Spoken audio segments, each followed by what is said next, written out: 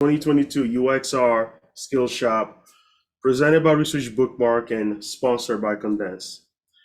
First and foremost, happy holidays. And as we get towards the end of the year, let's make sure we take the time to be thankful for all the things we've done and all the new people we've let come into our lives. Research Bookmark is a knowledge space, is an archive, is a search engine that helps researchers at any stages of their life grow, learn, discover, and meet others as well. We've started this journey around 2 years ago, and just this year, as we're starting to grow communities, power communities through UX research, we've made a lot more friends. And as you can see, there are 600 people in here learning about UX research and growing, scaling with you from all over the world. We couldn't be happier. So thank you for being here. And over the next 2 days, make connections, take something in, learn about the UX profession, scale up what you've already done. Welcome to UX Research Skillshop 2022. Tariq, let's take it away. Cool. Appreciate it, man. So here we have the event schedule for today. This is day one of a 2-day workshop. We're going to start off with some introductions, and then we're going to move into a quick icebreaker. Then we're going to jump right into starting research, followed by a quick break. Then we're going to move into conducting research, and then we're going to move into our panel discussion. So we have a jam-packed agenda for day one, as well as for day two for everybody. So I guess we can start with some introductions. Yao, do you want to start by introducing yourself? Absolutely. I'll take it away. I'll take just a bit of time. My name is Yao Dentor. I'm the founder of of Research Bookmark. And today I will be just here learning as you are, maybe asking some questions as well. So connect with me on LinkedIn if you want to learn more. Tariq, up to you. I appreciate it, man. I think for myself, we also have a slide. So before I move into talking about myself, I just want to give everybody a chance to see the agenda that we have for all 2 days that we're going to be hosting this workshop. So we're going to give you guys some great information and content about how to start research, also how to conduct research, recruiting, some real gems and tips about moderating interviews, also about note-taking and analyzing notes. And then we're going to wrap it all up with presenting research. So talking about myself, just giving you guys a little bit of information and context about who I am and where I come from. My name is Tyreek Houston. I'm a New Jersey native. I'm also an avid traveler, a fitness enthusiast, a dog dad, and I'm also a member of the greatest fraternity in the world, Root to the Good Bros. A fun fact about me is that I'm also a barber. I've been cutting my own hair since 2008. So a lot of experience with that one. I've been working in the tech field as a researcher since 2016, and I've loved it ever since. I first became aware of user research during my first semester of graduate school in 2016, while I was already working full time. So what that did for me was to easily allow me to go out and search for the UX organization at my job, to network, build relationships, and to easily make that transition. So that was my original exposure to user research. So, today, as Yao said, there's going to be a lot of information discussed, not just today, but over the next 2 days. So make sure that you're in a stable place where you can actively take notes. There's going to be some sample exercises that we're going to continue to build on over the next 2 days, as well as some templates for you to work on. So make sure that you're in an area where you have a stable internet connection, and you're able to actively tune in and engage. Lastly, these workshops are 3 hours long. So, make sure that you have your computers plugged in a stable place so that you don't miss any content. If you're prepared already, then you have everything that you need. If you're not prepared and you still need to, gather your notes or plug in your laptop, don't worry. We're not rushing through anything. So I'm sure that you'll be able to catch up over the next couple of slides. Okay, so We have 600 attendees here, a really great turnout. We want to kick things off with a little icebreaker. So in the Zoom chat window, if you could, using one sentence, we'd like to see how everybody defines what user research is. So over the next 2 minutes, I want everybody to drop in the chat in one sentence how they define user research. So I'll give everybody some time to do that. And I'll read some definitions out. Don't worry, I won't call on anybody's names. So let's see some definitions start to flow in. How do you define user research? Okay, one word, curiosity, love that. Understanding the user's unmet needs and current workarounds. Finding pain points, exploring the user's needs and wants, love that.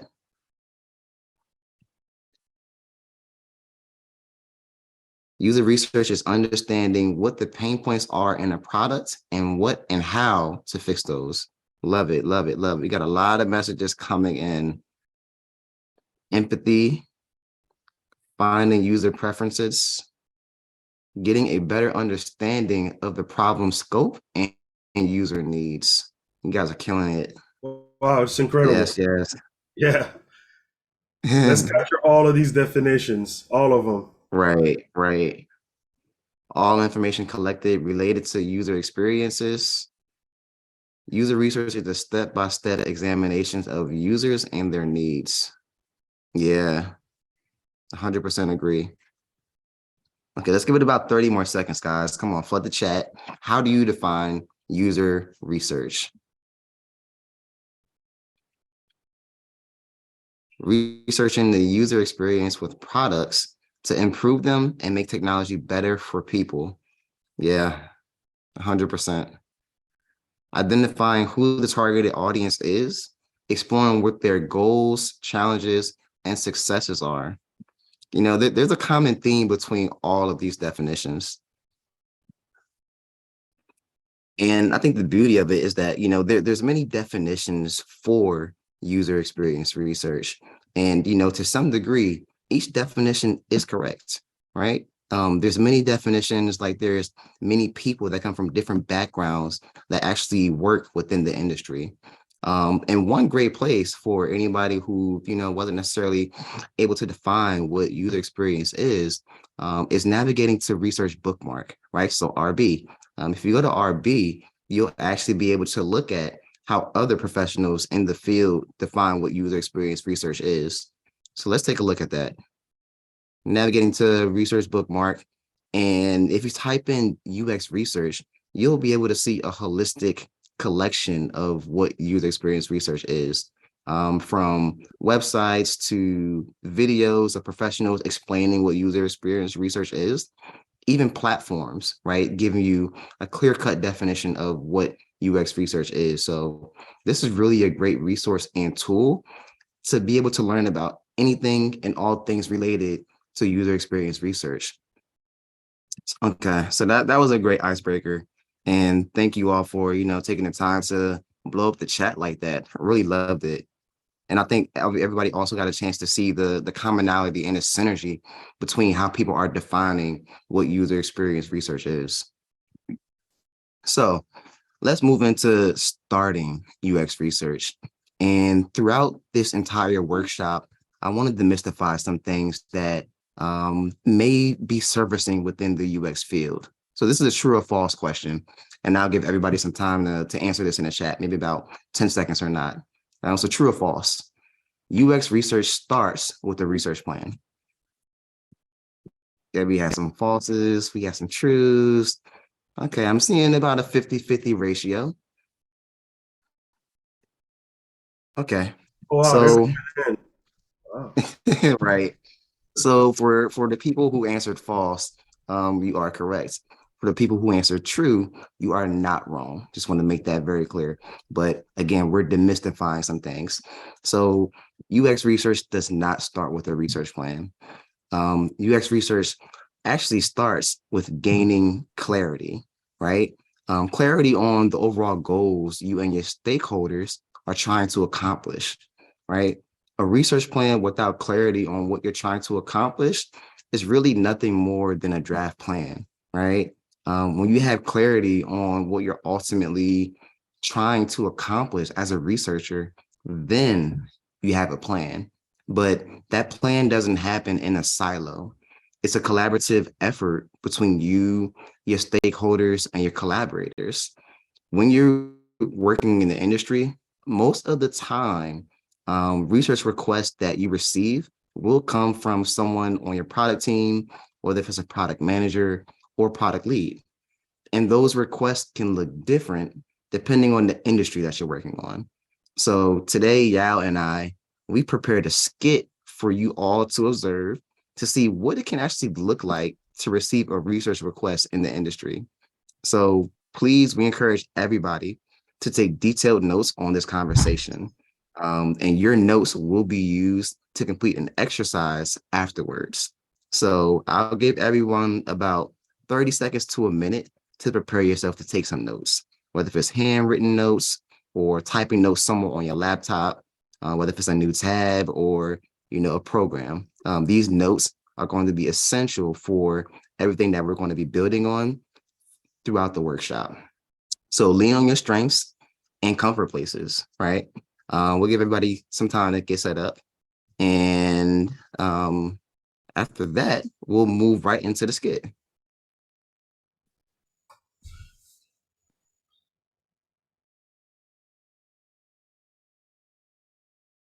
Okay. So if you're ready to start taking notes, let's see some thumbs up in the chat. Okay, a whole bunch of thumbs ups. Okay, yeah, I think everybody is ready. All right. I'm excited about this part because this is where we put everything Tariq just kind of preview into action.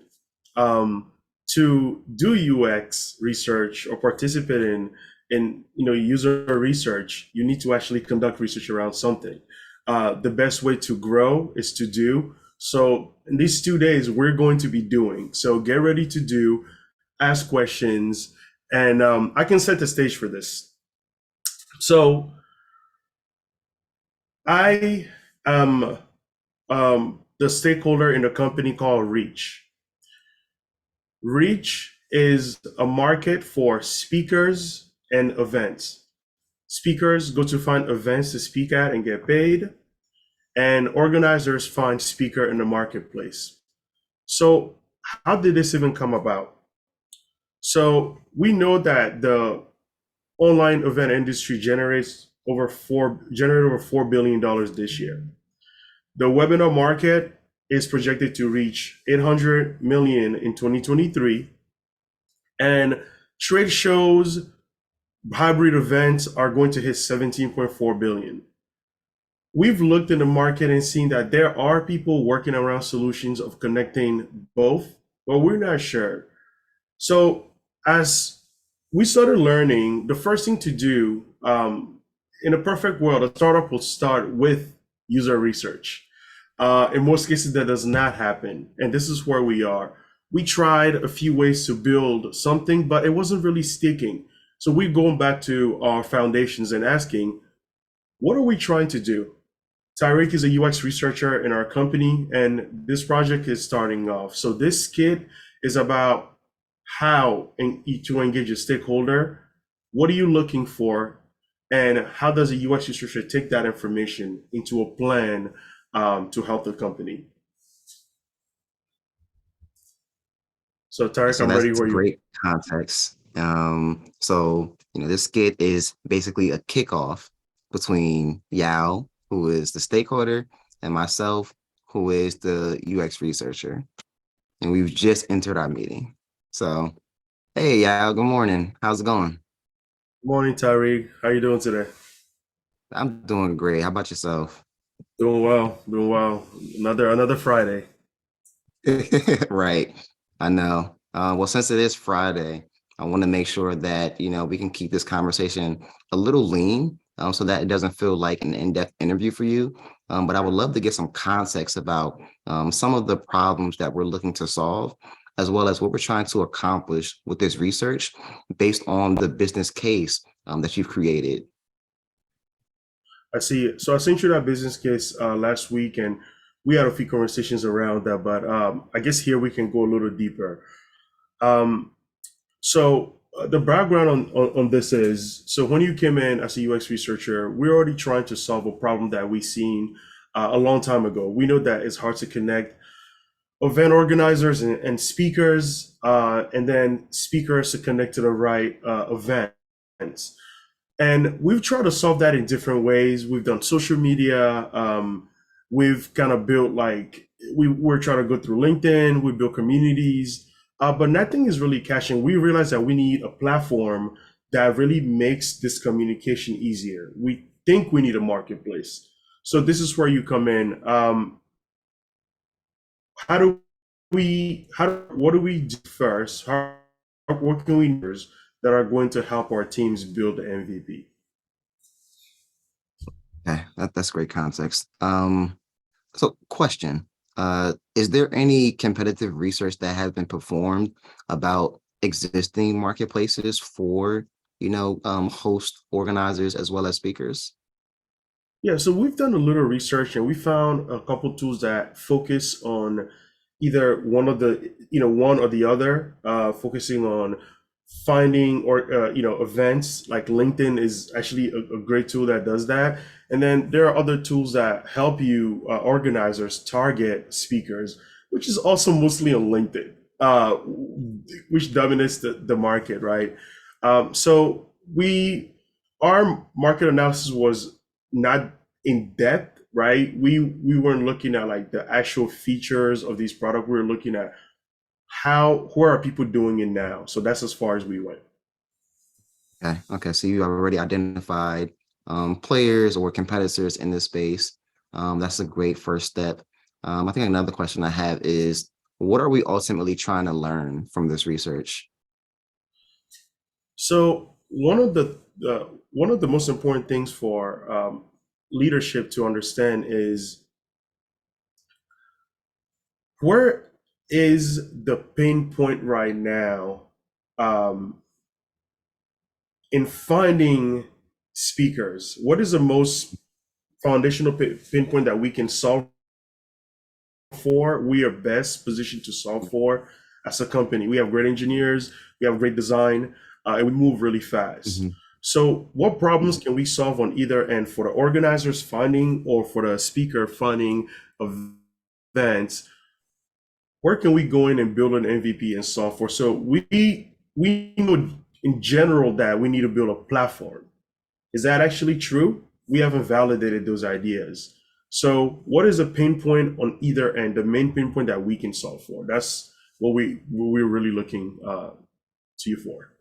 Okay, so it sounds like this is sort of like in the scope of discovery research, but more so focused on feasible decision-making decisions that can be implemented. Is that safe to say? Yes, absolutely. Because yeah, we are going towards building an MVP in the first quarter of 23. Okay. Okay, cool. And you also mentioned leadership. Is there anyone else in the organization that we should be including in this work? Yeah, absolutely. So I am just the head of product. There is the head of marketing, head of community that you may want to talk to, and also our PMs and engineers. I have been building kind of these ad hoc tools in different places, doing experiments. So I suggest you talk to all of those people. We're a very small and lean organization. There's only 6 people here. So I think getting everyone's perspective will help you as well. Okay. Is there an expected timeline to have the research complete? I know you mentioned that you're looking to build an MVP in Q1, I believe, of 2023. But Yes. from a research perspective, is there an ideal timeline to have the work complete?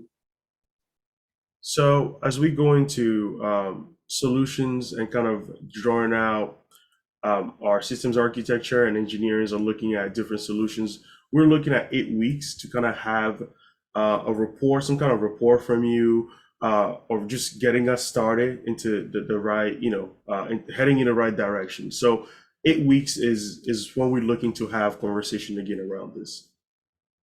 Okay. So about a 2-month timeline.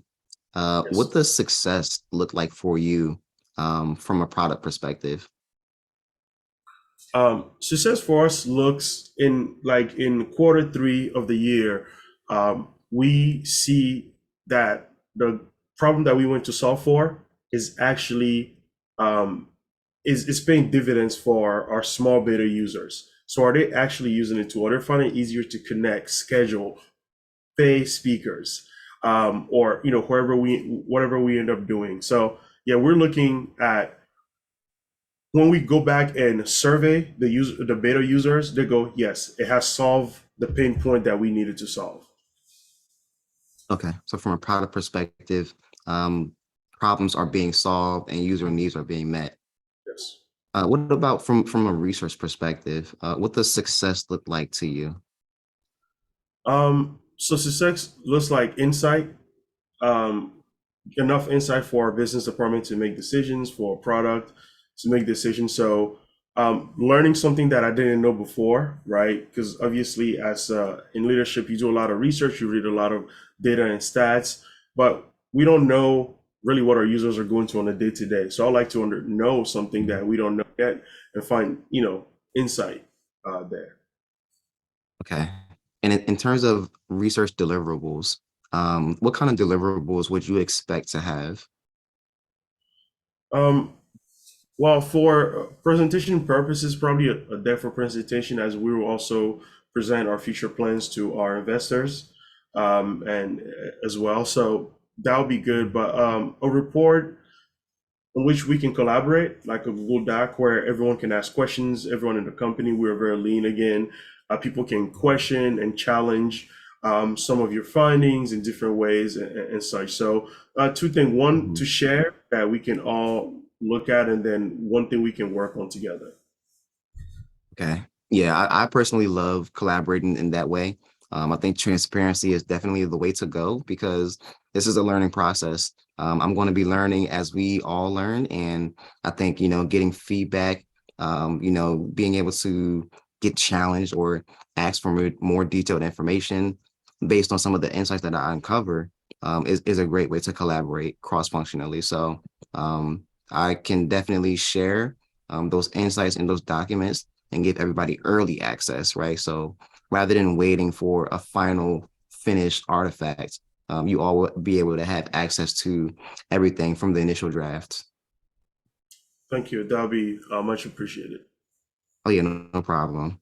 In terms of the audiences that we're looking to capture these insights from, who do you think the primary audience should be that we should speak to first? Great question. So our data and our industry study tells us that we want to focus on hybrid events in the technology. This is where there's a lot of movement right now. Crypto, AI, events that are teaching, webinars, kind of like these ones. This is where we really want to focus. So we want to focus on online hybrid events in technology. We think this is the first place to actually grow and to get traction for a product. Okay. Is there a secondary audience that we should sort of call out and investigate to speak to also? Uh, yeah, a secondary audience that we thought of are also schools and organizations that are teaching online and such, but they didn't come up as the most in need for something like this. Schools have established connections and can always get speakers in when needed. But when you're a startup or you're starting your podcast and you're trying to find speakers, it can be a little more daunting. Okay. All right. So just kind of hearing that kind of leads me to my next question, which is, are there any assumptions or hypotheses that, we can sort of explicitly state or things that we might want to learn from? And I think that that might be one, if that's sort of safe to say, that schools are a little bit more well established for hosting online webinars and events than hosts who are like podcasts or entrepreneurs. So maybe that's one that we could sort of note as a hypothesis or Yeah, an assumption. absolutely, absolutely. Yeah, I'd Okay. love to hear where that goes. Okay. Are there any more assumptions or hypotheses that we sort of want to lay out while we had this conversation going? Um, well, one hypothesis is that there is a general rise in events because of the last couple years with the changes that we had in a pandemic. So there's a little more rise. A hypothesis is this going to keep climbing? When does it reach critical mass when there's just maybe too many information?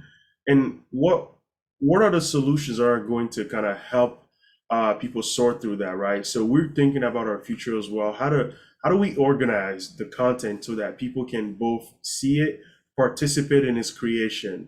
So I would like to kind of poke into some of those areas as well as knowing is there more and more need for events to be created, or what's going on in that area? Okay.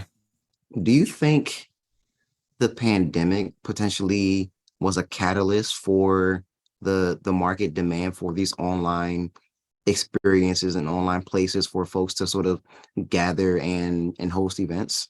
Absolutely. With tools like Zoom, and every other, share, bring together meeting tool that really spun quickly into fruition throughout the pandemic, it made things possible.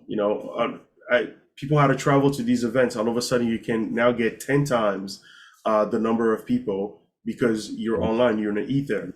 And this is something to consider, right? What is that experience like? Mhm. Is that experience going to include VR or AR in the future? And Mhm. if people wanted to create more events, are we positioned to fulfill that demand as well with our product? So there's a kind of a lot to think through here in this discovery mode that we're in. Yeah, yeah. And you mentioned VR too. I sort of see that as like the next era or the next generation of technology. I think that would be really interesting to sort of like explore in these online event hosting spaces. I Yeah, personally haven't seen anything like that before, but I'll be interested to see potentially maybe down the line if that's yeah, something that attendees and hosts will be interested in utilizing as a feature of the platform. yeah. And I think Okay. I feel this is part of the general conversation of what research brings to the table is to kind of open up our eyes to what maybe in the future, though we're looking to build an MVP at the end of Q1, we know that we can learn more just through stuff you hear in conversation. So, yeah, thank you for the talk. I got to jump into another meeting here, but really appreciate it. Okay, cool. So I have a lot of detailed notes. Thank you for answering all my questions. I did try to keep them as short as possible, but in terms of next steps, I'll use all of my notes that I've taken from our conversation today to create a research plan.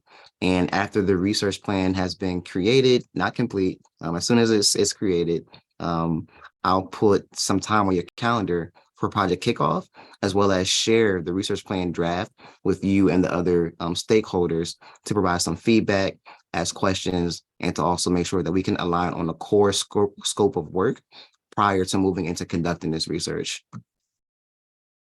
I appreciate it. Thank you. Thank you so much. All right. Thank you so much, y'all. Have a good one, man. See, I haven't left the All camera. right. I played the whole thing. Uh, some things to explore quickly as we're looking at some of the questions. Like this research keep expanding. Just a heads up to you UX researchers are going into the field. When you go into a stakeholder session, you asking about some discovery project, you'll go everywhere. Your job as a researcher is to bring that scope back into line in line. So as a stakeholder, I can go as far as, yeah, we want to do, AR in the future, we want to be in the metaverse. But you as a researcher always directs that back to what are we doing? And Right. which Tariq did so well. Incredible. Thank you. No problem, man. Thank you. I think another thing to note is that, it's okay to explore your stakeholders' ideas. In the industry, we sort of call that future proofing, right? So being able to jot down big goals and big ideas while still having clarity on the core scope of work, Yeah. right? I don't think it's a bad thing to sort of necessarily get those bright 30-foot-thousand ideas because it fosters creativity, right? When Yao mentioned sort of like the incorporation of AR and VR into online hosting platforms, that's something that's completely brand new. I personally have not seen that. So, that may not be something that we want to explore immediately since it's not in the core scope of work for delivering an MVP, but maybe post MVP, there could be some research methods or lightweight research to see if there's a demand for something like this, right? So, the sky is definitely not the limit when you're having conversations with stakeholders, but moving into a stakeholder conversation, having your core questions detailed, ready to go, especially keeping in mind the time that your stakeholders have will help you to steer the conversation and make sure that you're getting the insights that you need to create a research plan that aligns to the core scope of work. Anything else you want to Absolutely. add to that, y'all? No, I just thought that was really insightful because when we were coming to UX research, I never seen this conversation in school, um, even through my master's in UX design, right? So when you're getting into the industry, we talking about operationalizing your knowledge. These are the conversations that are going to happen, and as you keep learning, improving, the conversations here will also get better, and you will have greater outcome and insight for your stakeholders. Research is really a difference maker when you are about to invest in something like an MVP and put a lot of development dollars behind it. So that was great. Yeah, 100%. Okay, so skit is over. Thank you all for being there and being able to observe like what these stakeholder conversations look like, especially when you're just gathering contextual information for a new research initiative. So hopefully everybody was able to take some detailed notes with that. And now it's time to move into our exercise, right? So using the notes that you just captured, we're going to give everybody 20 minutes to create a research plan. And, as we sort of mentioned early on, all of the exercises that we're doing will continue to build on top of each other. So Research Bookmark has a research template available for everyone to access. You'll be able to find that inside of the Zoom chat and then download it. And then using the same notes that you just took, everyone will have the opportunity to create a research plan. So when time is up, we'll regroup for a second to talk about that, and then we'll have a break. So I will hand it over to the team to sort of disseminate that research plan up. I see it in the Zoom chat already. Okay, so make sure you click that link and download the research template. If anyone is having trouble with that, feel free to let us know inside of the Zoom chat.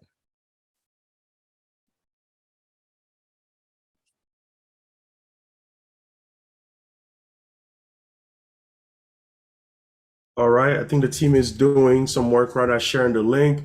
You can also Mhm. go on, Tariq, you can also navigate to Research Bookmark right there and show where it is. It's in a tab right next to, yeah. Yep. So you go there, go to the homepage, click on library, um, up top, and then I also have the link. yeah, I don't see the It's library. not Okay. working. Okay, how about this? How about I grab it from the chat?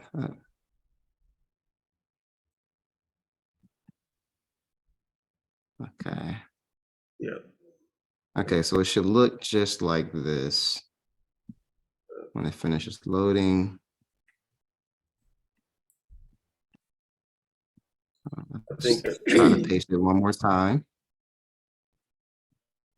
This is why we QA things. If anybody else is having trouble accessing the template, feel free to let us know inside of the chat. Yeah, mine's isn't loading either. Maybe it's because we have so many attendees accessing it.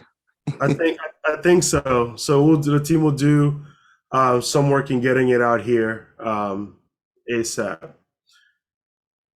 Loading in Germany. I think different people in different places. Mhm. Hey, for some folks, it seems like it's loading fine, which is Hmm. great.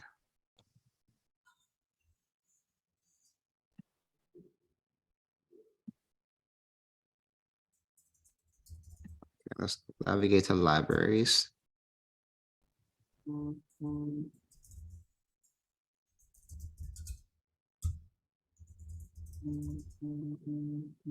think some folks are navigating to a Google Doc. Is that the same? Yep. Okay, so the team is sending out the same template via Google Docs.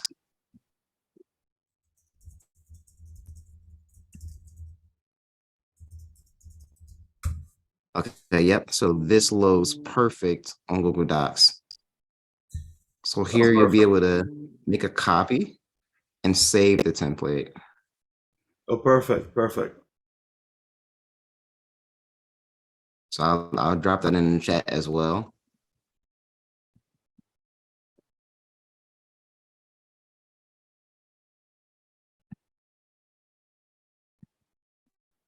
Okay, so giving everybody 15, well, I think 20 minutes is still okay.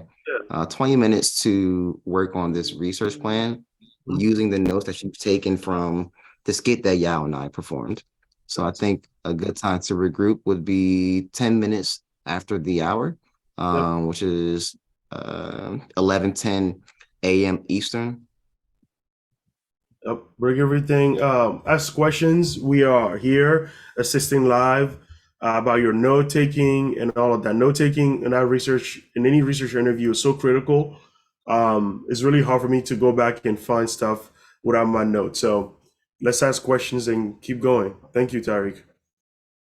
No problem.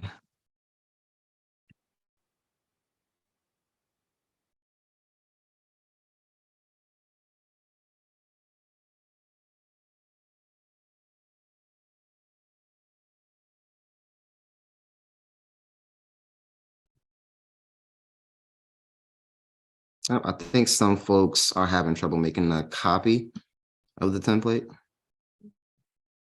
I see. I see. So the team should be making changes to that ASAP. All right, try again, refresh.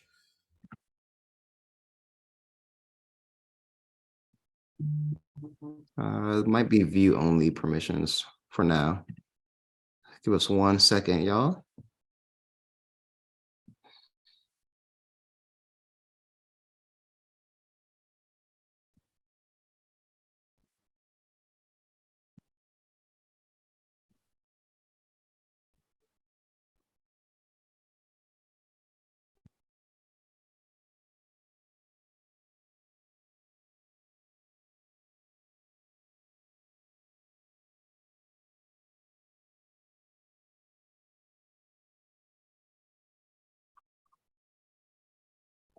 Okay. Okay, some folks are able to make copies, which is good to go.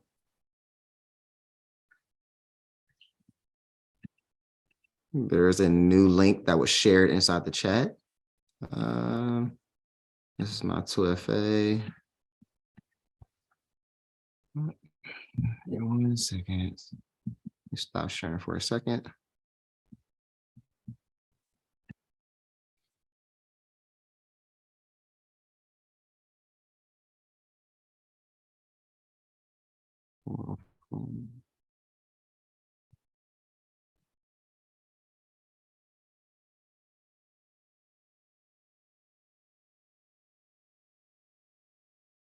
Okay, so I have to request access to the doc. Okay, just got access again.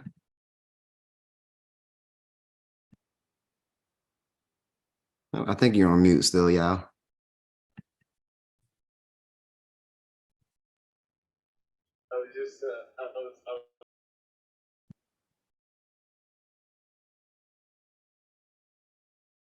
What'd you say, man?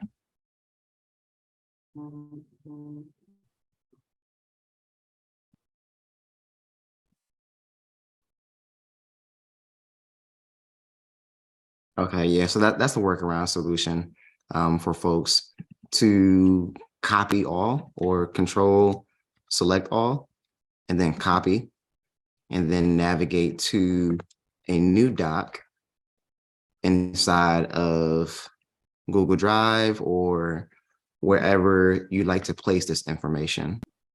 So copying and pasting it inside of Google Docs was pretty simple. If you use Notion, you do the same thing there. If you use Microsoft OneNote, sort of like as a whiteboarding space, you can paste it there as well. But we found a workaround solution.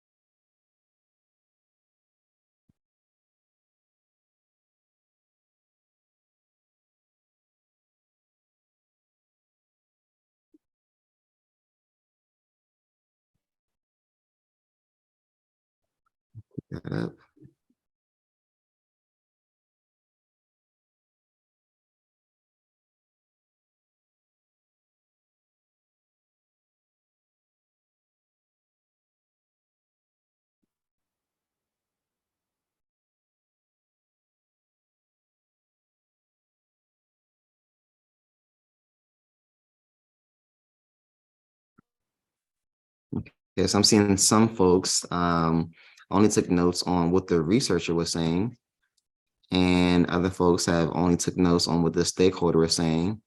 Unfortunately, there isn't a place where you can sort of go back and refer to the conversation that Yao and I had, but I can also sort of like detail, I guess, the core questions that were asked. So one of the core questions that was asked was, what are we trying to accomplish with this research? And based on my recollection, the core thing or the core scope of work was to drive insights that could validate decisions for creating an MVP. The platform name was Reach, and Reach was a platform for hosts and organizers to engage with speakers for collaboration. And the stakeholder wanted to use Reach to create speaker opportunities for hosts and organizers, but mainly for speakers to drive and disseminate their knowledge and to foster new connections. The business case for Reach was that the company noticed over the last couple of years, hybrid conferences, podcasts, and webinars have grown exponentially. The market research that was done was that the industry will generate $2 billion in revenue this year, 2023, and $4 billion by 2024. And the market for webinars is projected to reach 800 million by 2023. The market size measured by revenue of the trade show and conference planning industries is 17.4 billion.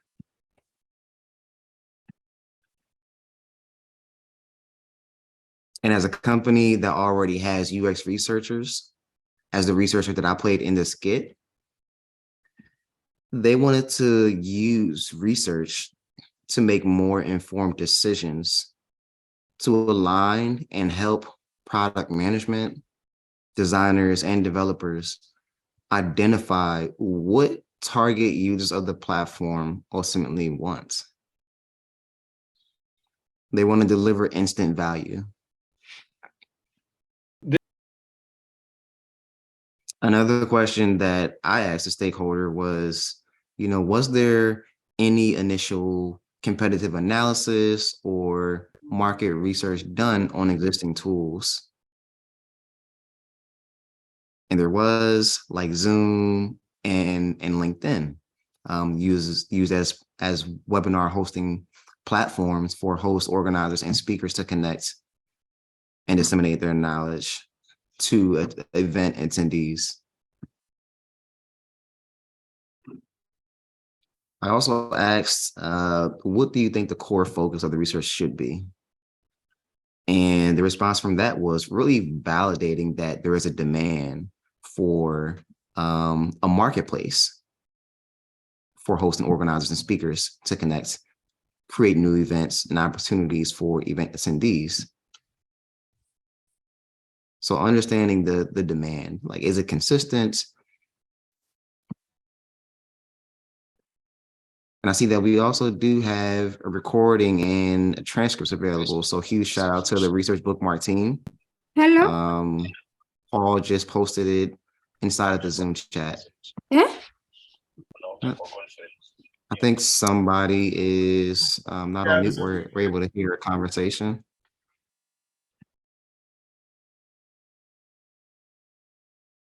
Yeah, so inside of the chat window, it looks like there's a recording available for everybody to view. And I'll continue to talk through this. So the core focus was validating that, there's a market and a high demand for this. I also asked, is there an expected timeline to have, the research work complete? And the response from the stakeholder, Yao, was 8 weeks. So 2 months, essentially. So let me address that. I saw that's very generous. The reality is, it may never be 8 weeks, but the average length of a research study is 6. No matter how fast you try to do it, by the time you deliver everything and share it to the last person, you're at 6, 8 weeks. So try to talk to your stakeholders on understanding the context, right? You can still get insight without us completely finishing. We can learn as we go, but you need to kind of create good time, especially in discovery research, my opinion. Yeah. And another thing to add to that is that it's okay to expand timelines and also to shorten timelines depending on the research method that you're using to conduct the research. So gathering the general information about expectations up front is definitely useful in helping to meet and manage those expectations. But some expectations may not be as feasible as you or your stakeholder may desire, especially when it relates to discovery research. So a 2-week discovery initiative isn't necessarily the most realistic, but at the same time, if there's existing research, if there's, a lightweight research method that you think is feasible to complete the research, then you may be able to accomplish it, especially if it doesn't involve speaking to users. So the scope definitely matters. The methods that you're using also matters.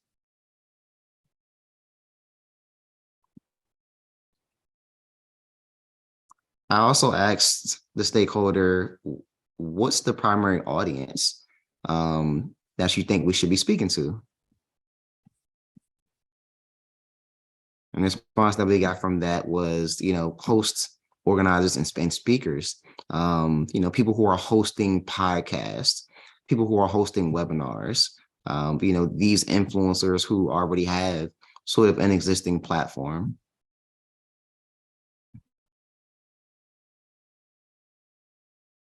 And then I followed up by asking, is there a secondary audience that you think we should include in this research? Mainly because oftentimes when it relates to products, there can be multiple tiers of customers.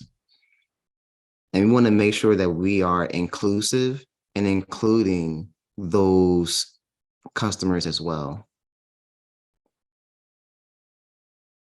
And I believe the response from that was schools and other organizations who have established places of hosting webinars and conferences. But the assumption with that was that they may not need Reach as a platform because they've already set up that infrastructure.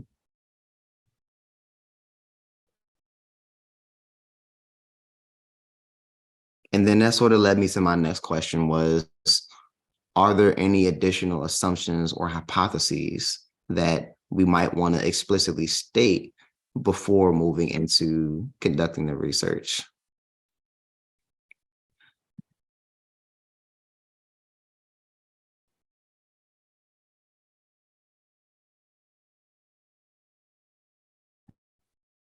And as we talked about that, another hypothesis was that additional technologies such as AR and VR may be something of interest to incorporate on these platforms.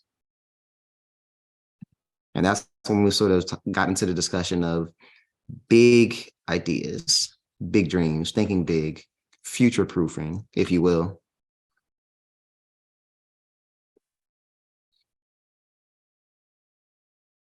And then at that point, my stakeholder did have to go.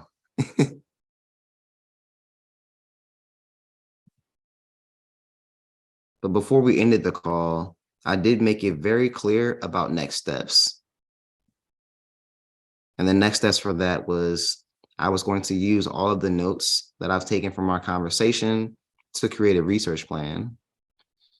And as I created the research plan, I was going to share it with him as well as the other stakeholders that should be included in this work, so they have early access and transparency. And then after the research plan was complete, we will host a project kickoff where they can review the research plan together, whether if it's collaboratively or asynchronously. They can provide feedback and ask questions, whether if it's during the project kickoff or leaving comments on the doc. And the main objective for doing that was to make sure that we can align on the core scope of work to conduct the research before we even move into speaking to people or gathering data. So I hope that was a helpful recap for everybody who may have missed certain parts of the conversation, to be able to help drive you in creating your research plan using the template from Research Bookmark.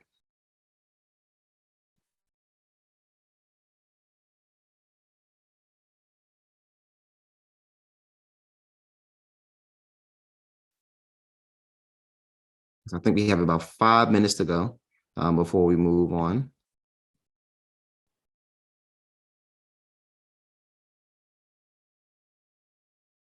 Oh yes, we did also ask a question about measuring success.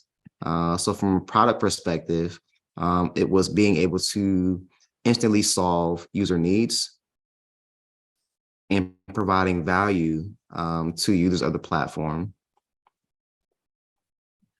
From a research perspective, it was being able to have insights to help make decisions for delivering the MVP in Q1 of 2023.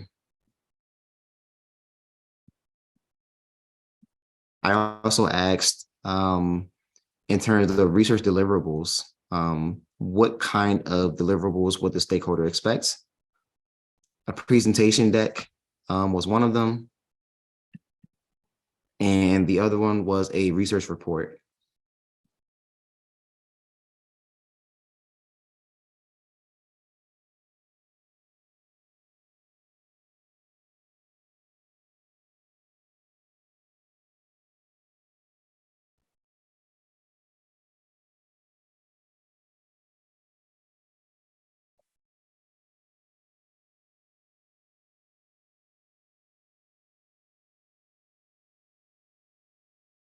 A good question about the research report. This is also something that we're going to be talking about in day 2, as we move into presenting research. A research report you could think about in terms of telling a story, right? So typically it contains an executive summary, giving good details about what you found, why it's important, and recommendations for the entire product team. It'll also contain key findings or key insights, normally answering the business questions and the research questions. And then it'll also contain holistic insights of everything else that you found.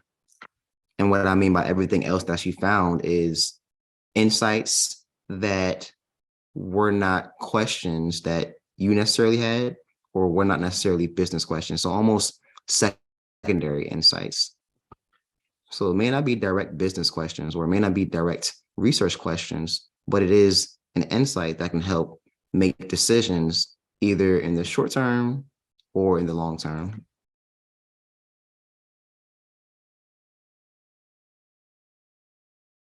And it also can contain information about the research methods that you used, maybe some challenges that you experienced in conducting the research, how you were able to overcome that, the number of participants that you've spoken to, potentially participant demographics, if that's something that's important to your stakeholders.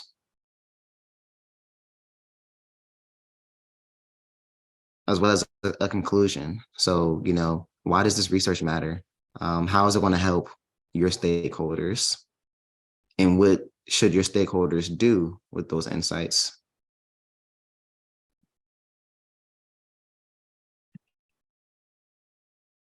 Okay, so I have about 2 minutes left before we move on.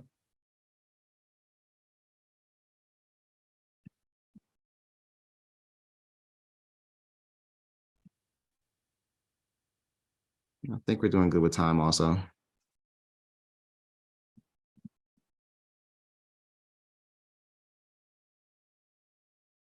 All right, 1 minute left on the clock to start wrapping up the research plan exercise.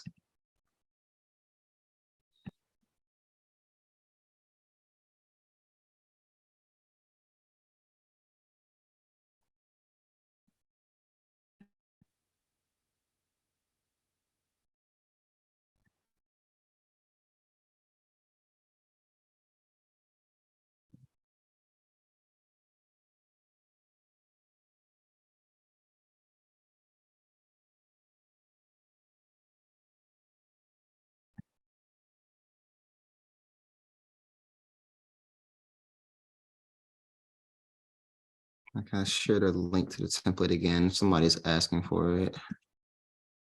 Here you go.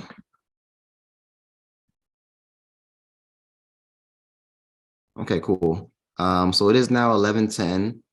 You all had 20 minutes to use this research plan template during this exercise to fill it out using the notes between the skit that Yao and I had between the stakeholder and the researcher. So now we're actually going to move into break time, right? So we're going to give everybody 15 minutes to take a break for those who, need to stretch, use the restroom, grab some food, get some sunlight, whatever you need to do. For those who don't need any of that, we also have an opportunity for you to view a live product demo of Research Bookmark. So when we get back, we'll be moving into conducting research. So I think we should be able to start things back up at 11:25 a.m. Eastern time.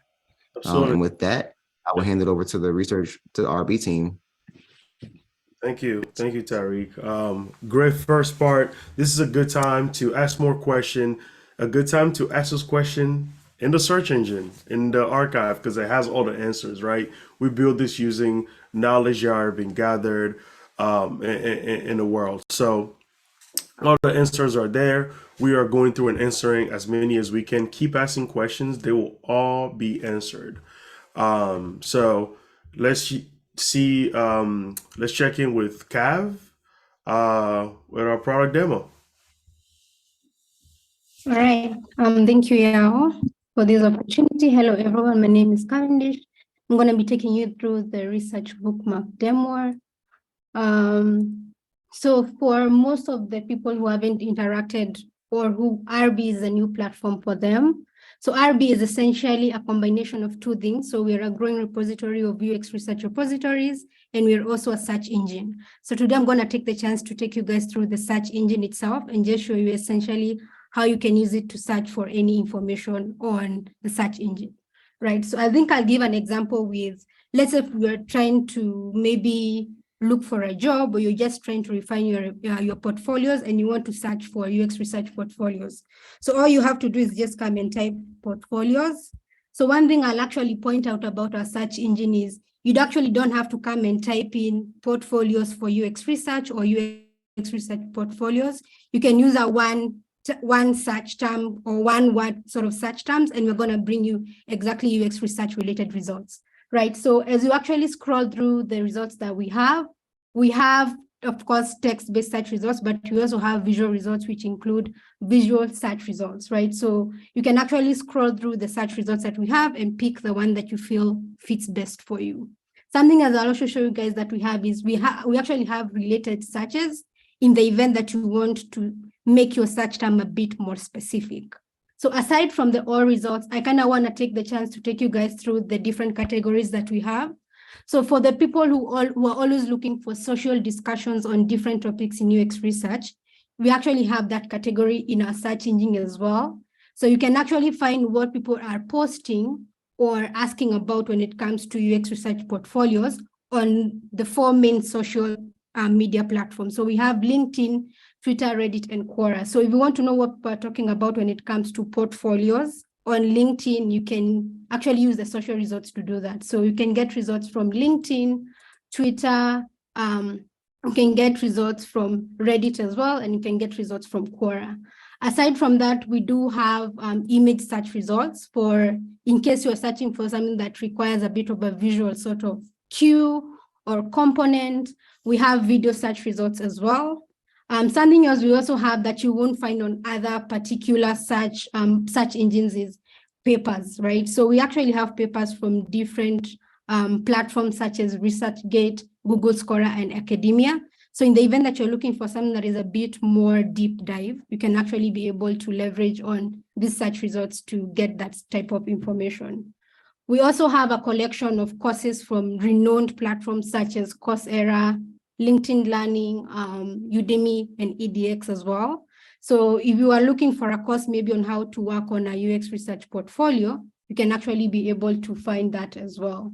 And aside from that, we also have a jobs category. So in the event that your search term relates to maybe looking for a certain job, you can actually be able to get information on different job opportunities that could pertain to what you're looking for. So that is what that we have in regards to the search results. So one of the things that you can actually do in the search results page is, in the event that you come across a search result that is interesting to you or you'd like to maybe save to access later, we do have a saved feature, save search feature that we actually have on here. In the event that you maybe want to share a specific search result with other people outside of the RB platform, you can click on the copy link and be able to paste that link with anyone else that you may come across or that you want to share this link with. So that's all I wanted to kind of demo today. I think tomorrow I'll take you guys through the other bits of the RB platform. So thank you so much and have a good rest of your day.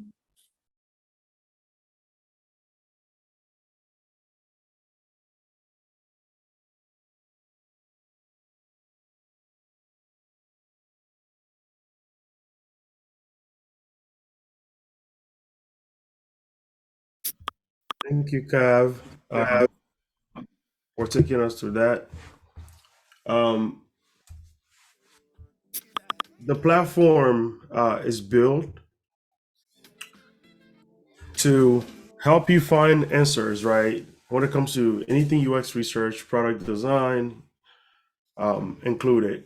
So as Kav was demoing, there's a lot of depth to every side, but you can essentially go find what you're looking for in two ways. You can search for anything that's your mind, anything you're curious about. That's really the discovery route that we see our users taking. And then on the other end, you can go into quick links, which are collections that we handpick. We use a, a set formula that we developed a couple years ago around how to rank best articles from authorship, the content, the application of the content, and so forth. So everything you see there in quick links is curated, and it's the best information you can get on the internet.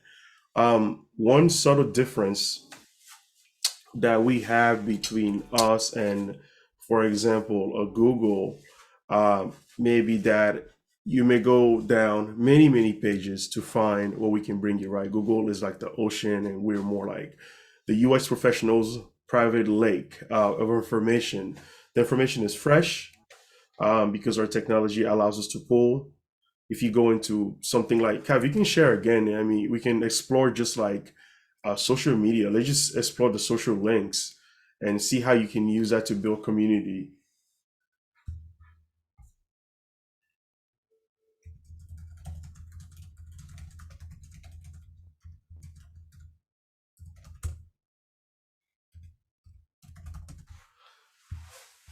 Like, you can now find what portfolios, who's speaking about for portfolios or portfolio sources on LinkedIn specifically. Let's say you are looking for something there.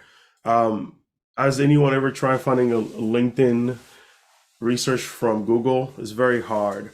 So if you look at the filters we have, even when you move up a little bit and look at Twitter, these are conversations that are dealing with portfolios in UX research today. Now, what is the latest thing to do, right?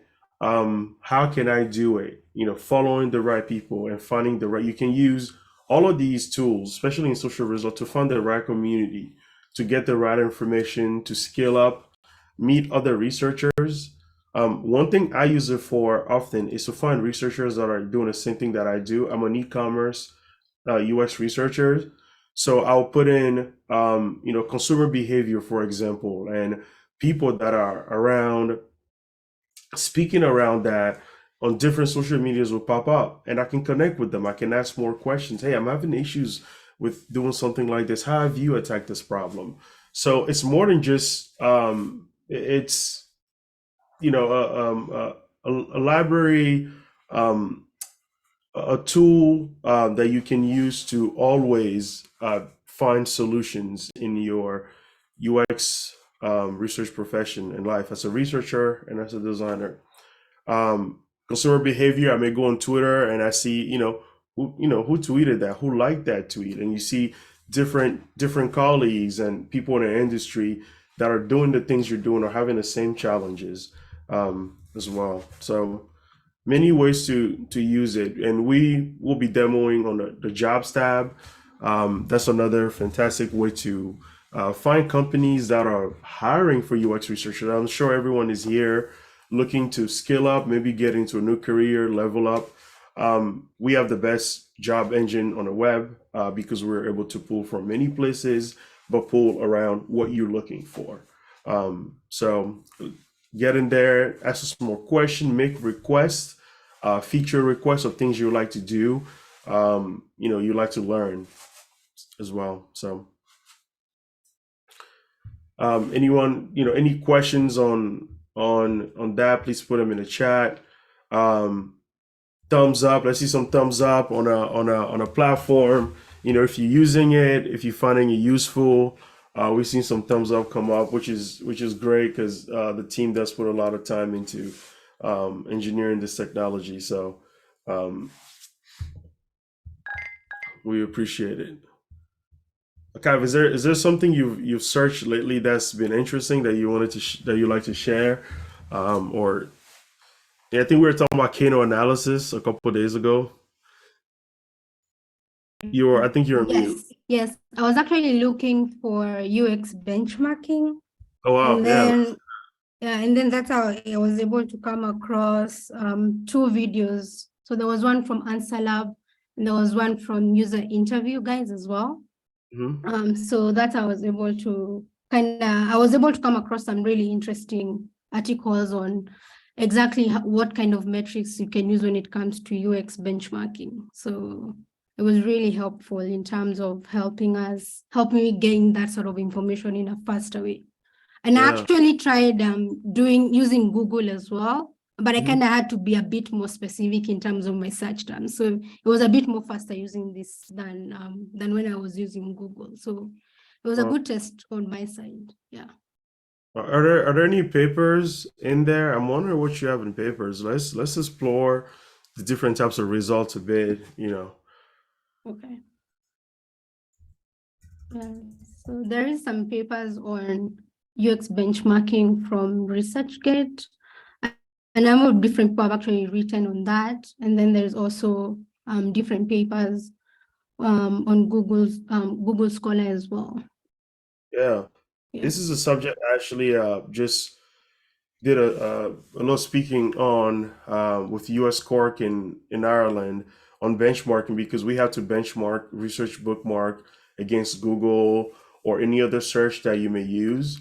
And to really know that we are building something that's working and we can stand behind the platform, we benchmark different searches, different speeds and so forth. And we learn different things about, you know, how accurate we are and so forth. So I talked a bit about that, and I use a platform to build the knowledge into that talk as well, which is if you're a speaker, if you write UX content, Medium article, you are an influencer, this is right the place to really get information and to also influence and teach people something new.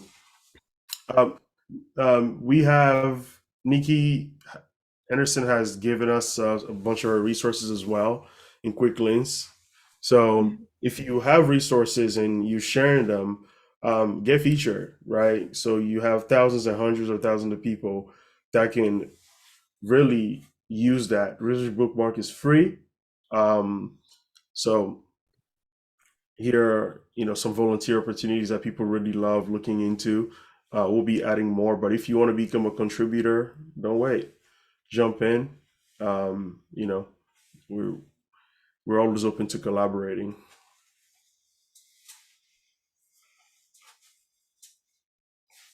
All right, all right. I think Tariq is back. Back like I never left. I was here the whole time listening to you guys present and demo the platform. I really hope that everybody takes advantage of the great resource that's available to you. Research Bookmark is definitely like your source of truth and your one-stop shop for all things related to UX research. So make sure you all sign up and make use of the platform. All right, so that was a great 15-minute break and product demo. So I think we're ready to move on. And we're also making great time. Okay, so the second part for today's agenda is conducting research. So again, about demystifying, sharing, disseminating, and giving you guys the tools, knowledge, and information that you need. So true or false question again. Oops, I don't think I'm actually sharing. Let's go back to Zoom.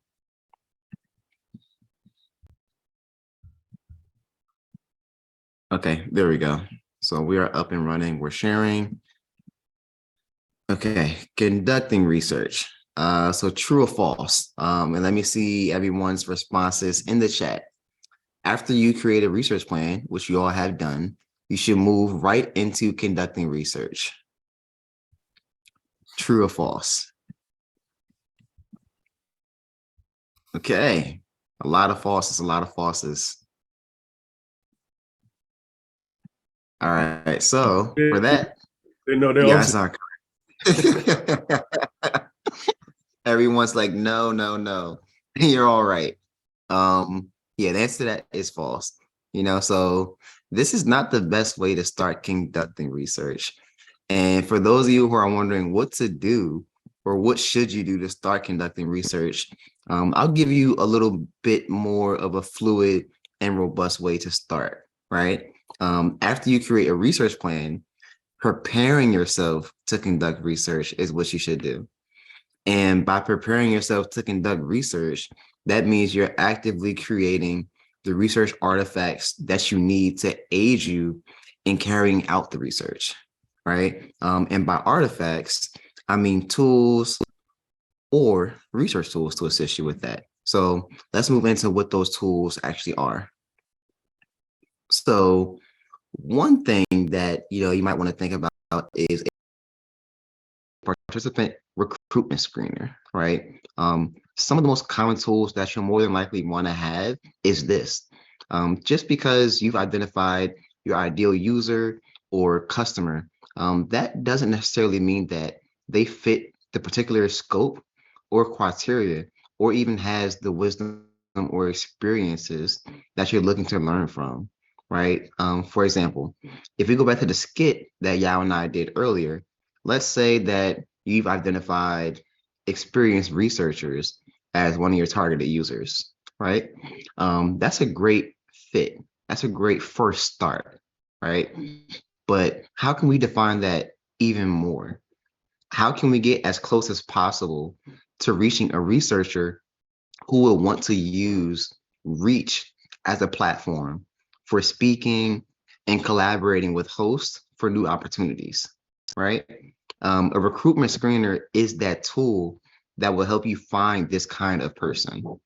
It gives you the ability to ask key questions and to evaluate answers to sort and filter ideal participants from not ideal participants, right? So this is one common tool that you'll more than likely want to prepare before you move into conducting research.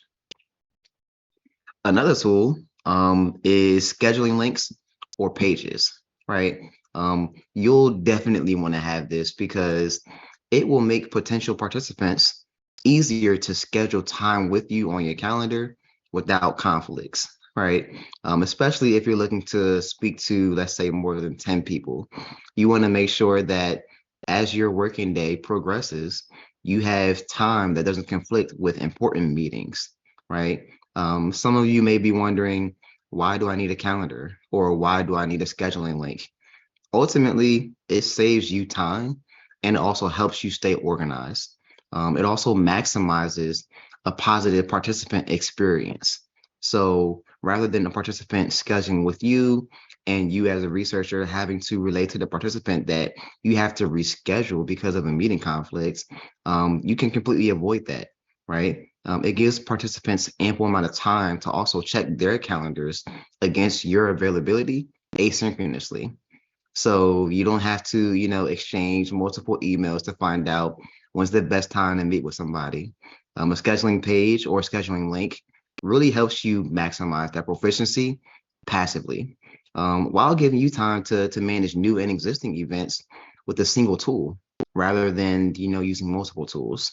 A good tool that I like to use is Calendly. Calendly is also Black owned.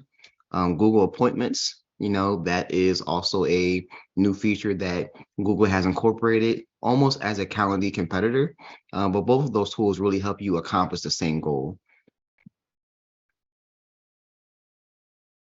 Scheduling trackers. This is also a great thing that you'll want to prepare. It's truly a lifesaver. Participants are people, and people have real lives where real world things can happen at any time, in any given moment. So you have to prepare yourself for participant no-shows, right? Participant no-shows are something that researchers typically go through and can relate to. Having a scheduling tracker where you can help yourself as a researcher to stay organized, especially when scheduling, is key, right? Let's say you're, reaching out and you have an objective to schedule and speak to 20 people, right? A simple Excel sheet can really help you maximize and organize your participants' information, as well as when you've actually made contact with them and their status moving into completing the research.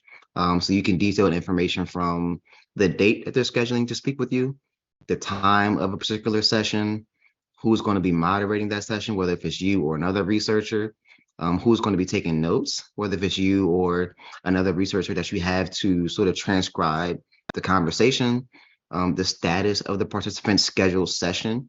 So whether if they've attended or if it was a no-show, or if they need to reschedule, right? Having this source of truth is really useful, especially when you're dealing with multiple people and you have a lot of things going on. Staying organized is really helpful from a research perspective, especially as it relates to research operations. And then, conversation guides, right? Conversation guides is a great tool when you're moving into moderating interviews or even conducting a usability test. It's a great tool also for aligning research with stakeholders to create a shared vision of insights that you're looking to capture, as well as key questions that you want to ask people. I think another thing that's really great about conversation guides is that, it helps you ask the right questions with the right people, and it guides you through the conversation as opposed to having to remember everything and increasing your cognitive load, right? So you don't have to sort of study for a test, sort of say. You have a script in front of you that you can easily read and to follow and guide you along that conversation with somebody. So, by having this detailed conversation guide, it helps you stay structured and maintain uniformity across all of your research sessions. So, you're not asking 2 participants 3 questions and 5 participants 10 questions. Everybody's getting asked the same question. And as you conduct more and more sessions in this structured way, you'll be able to pick up on emerging themes more easily because your questions are organized in this structured way as opposed to being unstructured. So, it has a lot of benefits for you as a researcher when moderating, especially in the early stages of your analysis. So, big question is, how do you create a conversation guide, right? Where do you start? What questions do you ask? Well, it pretty much all goes back to your research plan. Your research plan is and will always be your source of truth. Conversation guides are an extension of your research goals and research questions. It's a way of reframing internal business questions to external consumer facing or personal questions. And these personal questions are meant for your research participants, not for internal customers, not for internal stakeholders, but for people who do not work at your company. People who don't necessarily have any idea about your company or the context or the goals that you're trying to have, that you're trying to accomplish. So let's take a look at, some ways to possibly reframe business questions to research questions to questions that you would ask on a conversation guide for a potential participant, excuse me. So, here again, your research plan is your source of truth. And if you think about this from a funnel perspective, right? Your internal questions are at the top of the funnel, right? That's where things start. And as you digest those internal business questions into research questions, the bottom of the funnel really is questions for your participants, right? And you want to think about a way that you can reframe those business questions to be context specific or relatable for your participants, because questions are context specific.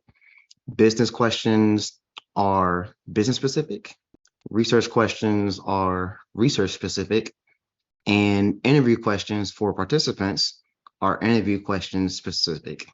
So, asking a participant a business question would probably confuse them because they aren't a part of the business. They don't work with you or the business team. So they have zero context about what's going on. If we go back to the skit again that Yao and I did, one of the objectives for the stakeholder was to identify targeted users, as well as what targeted users of the platform would expect.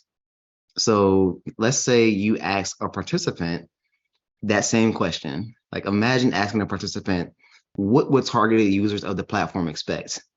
That probably wouldn't resonate with them because, again, they don't work within the company. So, you probably get a response that's not useful or confuses them, right? So context matters.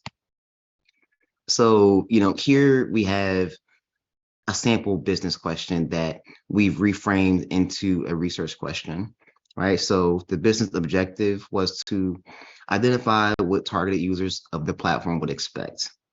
From a business lens or business context, that makes sense. But we can reframe that to be more focused on a research lens, right? To make it research specific. So reframing that would look like, what would ideal users of Reach expect from the platform, right? And that's really a way of placing yourself in the shoes of a researcher, as you all are. So how can we reframe that same research question into an interview question that you would ask somebody that doesn't have any context about the place of business that you work in, right? So the way to do that, again, is to place yourself in the shoes of that person or in the shoes of the participant, right? And it's okay to think out loud and to ask yourself, how can you reframe these questions? That's sort of an exercise that I use, right? Going through the different ways to make sure that it sounds more personal, to make sure that it sounds more external facing, right?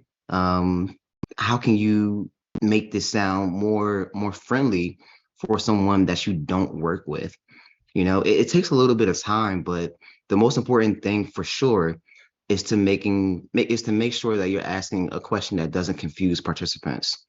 So, once you've got a good personal question, write it down, right? Write it down, say it out loud as many times as possible to see if it makes sense to you. And then try to edit that question to reframe it even more, whether if you're fine-tuning it or reframing it to, different ways. But the most important thing is that you have a starting point. So once you have that starting point, you know that you're in a good position and you can make that question even better, right? To make it sound more fluid, to make it sound more personal, to make it sound like anyone will be able to answer it and would not be confused. So, imagine that you've gone through the exercise and you're able to come to a good place, right? One way to reframe this research question of what would ideal users of Reach expect from the platform as an interview question is, as a speaker. So imagine you're speaking to an ideal user who's a speaker, and you're able to, transform that into something that you think is in a really, really, really good place. A good question to ask somebody that you're moderating an interview with is, as a speaker, how would you expect an online marketplace for speakers and organizers to help you achieve your goals? And I think that resonates with ideal users who are speakers, who are, looking for marketplaces, right? And you can see how we sort of thought through this process of reframing, right? It's a mental exercise that comes with practice, and also a mental exercise that you don't have to do alone, right? So again, the skit that Yao and I had, making sure that the stakeholders had an opportunity to leave feedback on the research plan was really important, because research does not happen in silos. It's a collaborative exercise between your stakeholders and whoever else you may be working with. So, having that group input can also help to make sure that you're aligned and asking questions that resonates with multiple audiences, especially for, your ideal users, interviews with. So now, it's your turn, right? Let's try to build a conversation guide together. And again, we're going to be building on the same exercise that Yao and I performed during the skit. So the Research Bookmark team actually has a conversation guide template for you all to download, and hopefully you'll be able to access that with ease, right? So the template, you'll be giving access to that via Zoom. And once you have access to the document, you can simply make a copy of it, and then you can get started, right? So again, your research plan is the source of truth. You have your research questions that are informed from the stakeholder interview, and you have your research goals. So we're going to give everybody about 15 minutes to work on completing your conversation guide. And this may be the first time for some of you doing this, and that's completely okay. Try your best and remember to think about how you would reframe your research questions to questions that people who don't work with you will be able to answer, questions that your friends or potentially your family will be able to answer, right? Try your best, and also remember to place yourself in the shoes of the participant, right? Making sure that the questions come across in the right way. I think that's a great way to sort of help yourself reframe these questions, and to also making sure that, you know, you're articulating to be able to find a good place to start. Once you find that good place, you can elaborate, you can expand, you can iterate, but at least you have a good place to start. And with that, let's make sure that the research conversation guide template is accessible. I will click on that. Okay, so it looks like it does work. We are good to go. If anybody has any issues, feel free to let us know. And, you know, we'll create some workaround solutions as researchers typically do. We're just problem solvers. But this is sort of like a preview of the discussion guide.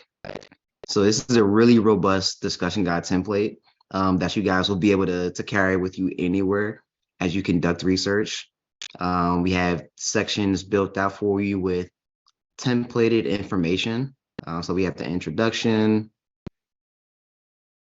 we have questions, as well as giving you sort of time frames and how long this could potentially take. So time boxing your sections. We also have a section for post questions or debrief, as well as a conclusion. So, you know, everything that you need. This is your script. This is your conversation guide. This is something that you don't have to remember. You can simply read as you're speaking to a participant.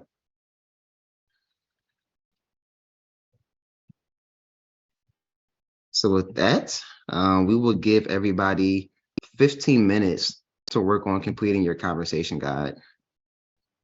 And we will regroup at 12 p.m. at the top of the hour. And feel free to ask questions in the chat. We'll answer them, and we'll help everybody along this journey.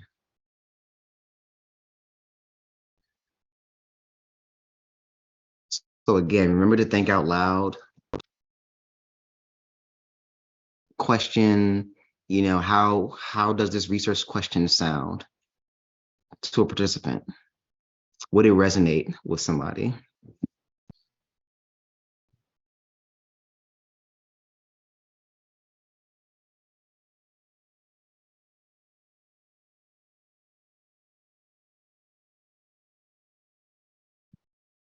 One person says they don't know where to start. That's completely fine. Again, this conversation guide is, you know, templated with a lot of great information. So, you know, a good place to start is really just making yourself familiar with the conversation guide, right? This is a template, which means that you have the ability to customize and fine tune this to your liking. So making your conversation guide or your discussion guide something that's comfortable and familiar with you is definitely the great a great thing to do, and also a good first step. So getting familiar with it, making sure that you're comfortable with it. If there's any sections that you want to take out or any language that you want to reframe or, you know, edit, that is completely doable and highly suggested.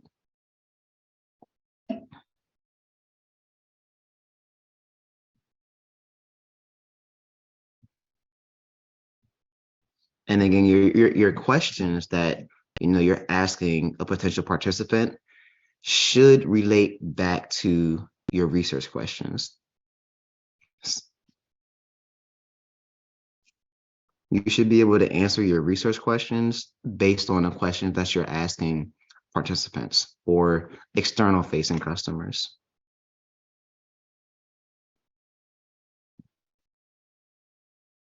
Yep, working backwards, reverse engineering. So funny story, I'm also an engineer by trade. I went to a trade high school and I majored in pre-engineering. This is sort of like where my design thinking methodologies as a researcher came into play early on. So you have this goal, you have this starting point. How can you work backwards from the goal to the starting point? Once you've mapped all of that out, then you can work forward. So the starting point you can think of as your research plan. The goal you could think of as fulfilling the goals of your stakeholders.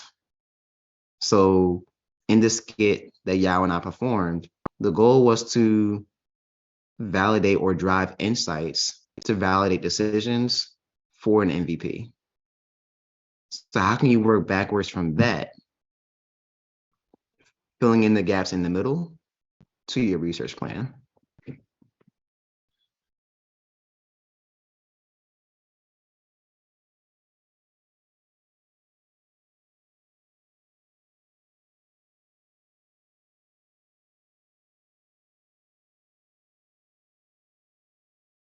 Somebody asked, can we give an example of working backwards? Yeah, so in the context of what we're working on right now, again, so your goal is to collect insights to help your stakeholders make decisions for an MVP.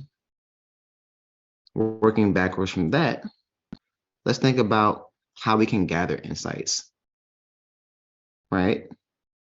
Or who the ideal participants are. We've already identified that. So, we have a primary audience and a secondary audience. From the primary audience, what kind of insights are we looking for? We know that we want to validate the demand, right? That's detailed on our research plan. We want to validate the demand for a marketplace for speakers, hosts, and organizers to connect. That's one of our research goals. So from those goals, or from that goal specifically, what kind of questions can we ask to validate that demand?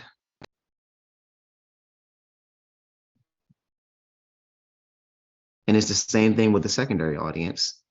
What kind of questions can we ask to validate that demand?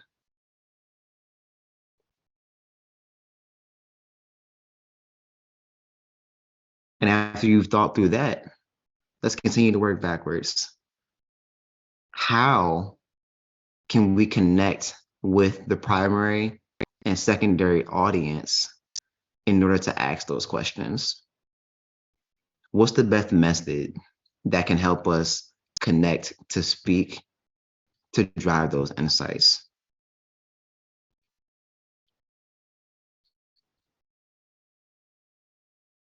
And using the research plan template, you may have already identified the best method, or you may have already detailed a method that you want to use.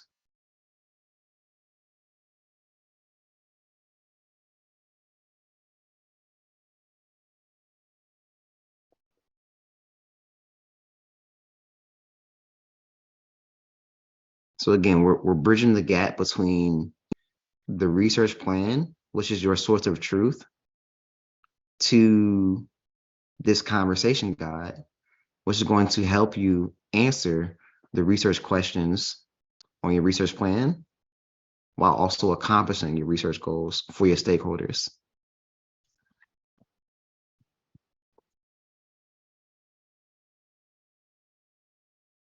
I think another question that I see is, do we set primary and secondary audiences based on stakeholders' opinions? This is a really good question. So I think it depends, right? It depends on the scope of work. It depends on the industry that you may work in. I think also depends on the amount of data available to you, right? So let's say it's a new emerging industry, something like crypto and Web3, right? In a case like that, there may not be a lot of available data for you to really make that decision of, having a primary or a secondary audience. In terms of understanding what the problem is and, who you're looking to drive in as a customer. But at the same time, as a researcher, I think it's really important to understand that we do have the ability to use our expertise to drive conversations. So, let's say that you're having a conversation with your stakeholder. There's nothing wrong with questioning your stakeholder to sort of understand, where their way of thinking is coming from with, understanding who the primary and secondary audience should be. And, using the internet, if there's any data that you can sort of drive to, let's say, change that opinion, then, that's certainly feasible as well. So, your insights may also sort of demystify who the primary and secondary audience should be. Maybe your insights uncover that your secondary audience is actually bigger than your primary audience. Maybe your insights, shows that your secondary audience has a bigger demand than the preconceived primary audience, right? Using data is really important to make decisions as opposed to experimenting. So.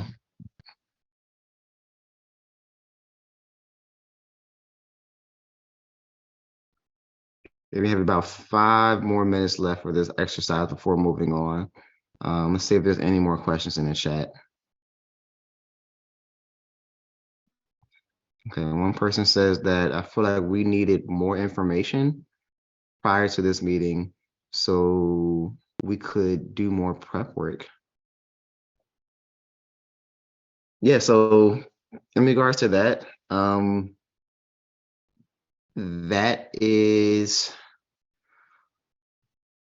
a feeling that's relatable, especially when it comes to like working remote or working in digital environments where you're not able to get people's time as much as you'd like. The skit that Yao and I performed, in a lean way, I was able to, gather a lot of information that, I needed to create a research plan. And based on the research plan, you in the working environment, in the working context, you would have the opportunity to share, that document with your stakeholders to get more feedback, to make sure that everything is aligned. But again, your research plan is your source of truth. So once you have your research plan, that is pretty much everything that you need to start working on the conversation guide. And again, it's a way of reframing the research questions to external facing questions. So let's say you have, 5, or let's go with 5. Let's say you have 5 research questions, right? High level research questions that will answer the business questions. You could expand on those 5 research questions to create a conversation guide that has 15 questions for an external facing participant. So again, like thinking about how to reframe those research questions, right? It doesn't have to be reframed to one question. You could reframe one research question to, 3 interview questions that you're moderating that you're using to moderate with the participant. So for example, if we go back to, this interview question, right? The research question was, what would ideal users of Reach expect from the platform? We transformed that into one interview question. So as a speaker, how would you expect an online marketplace for speakers and organizers to help you achieve your goals? Well, that's one way to reframe it, right? And again, this is focusing on expectations. So what other questions could you potentially ask a participant that relates to expectations? This question focuses on help, right? Expectations and help.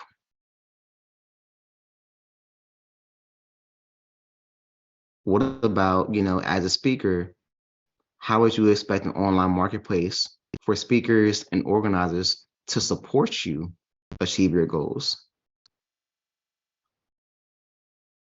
Right. Again, it's still in the domain of expectations, but rather than focusing on help, now we just shifted it to support.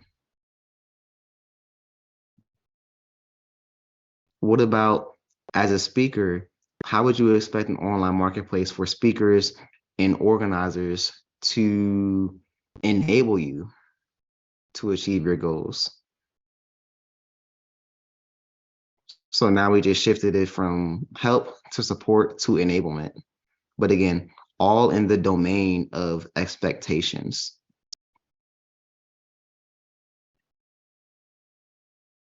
And does it go back to answer the research question? Yes.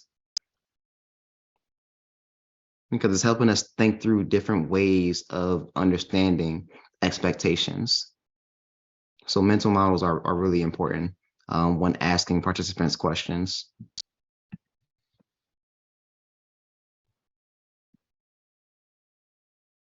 Okay, so we got about a minute left before moving on. Again, try your best, do your best. This may be the first time for some people creating a conversation guide, but we are here to help support, guide, and walk through as we do this together.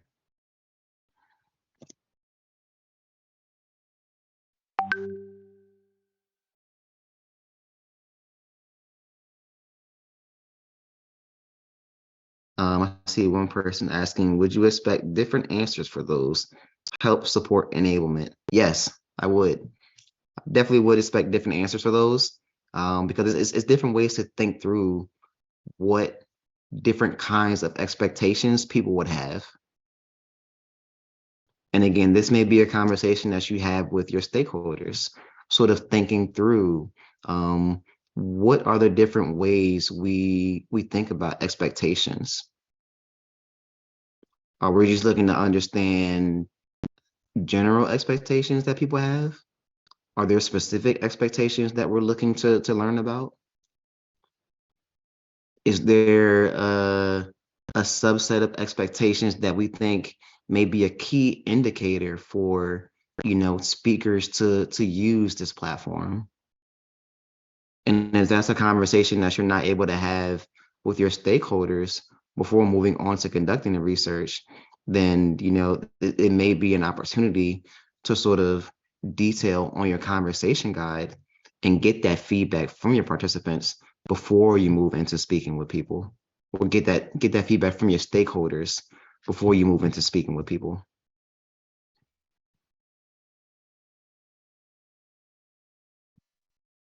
Okay.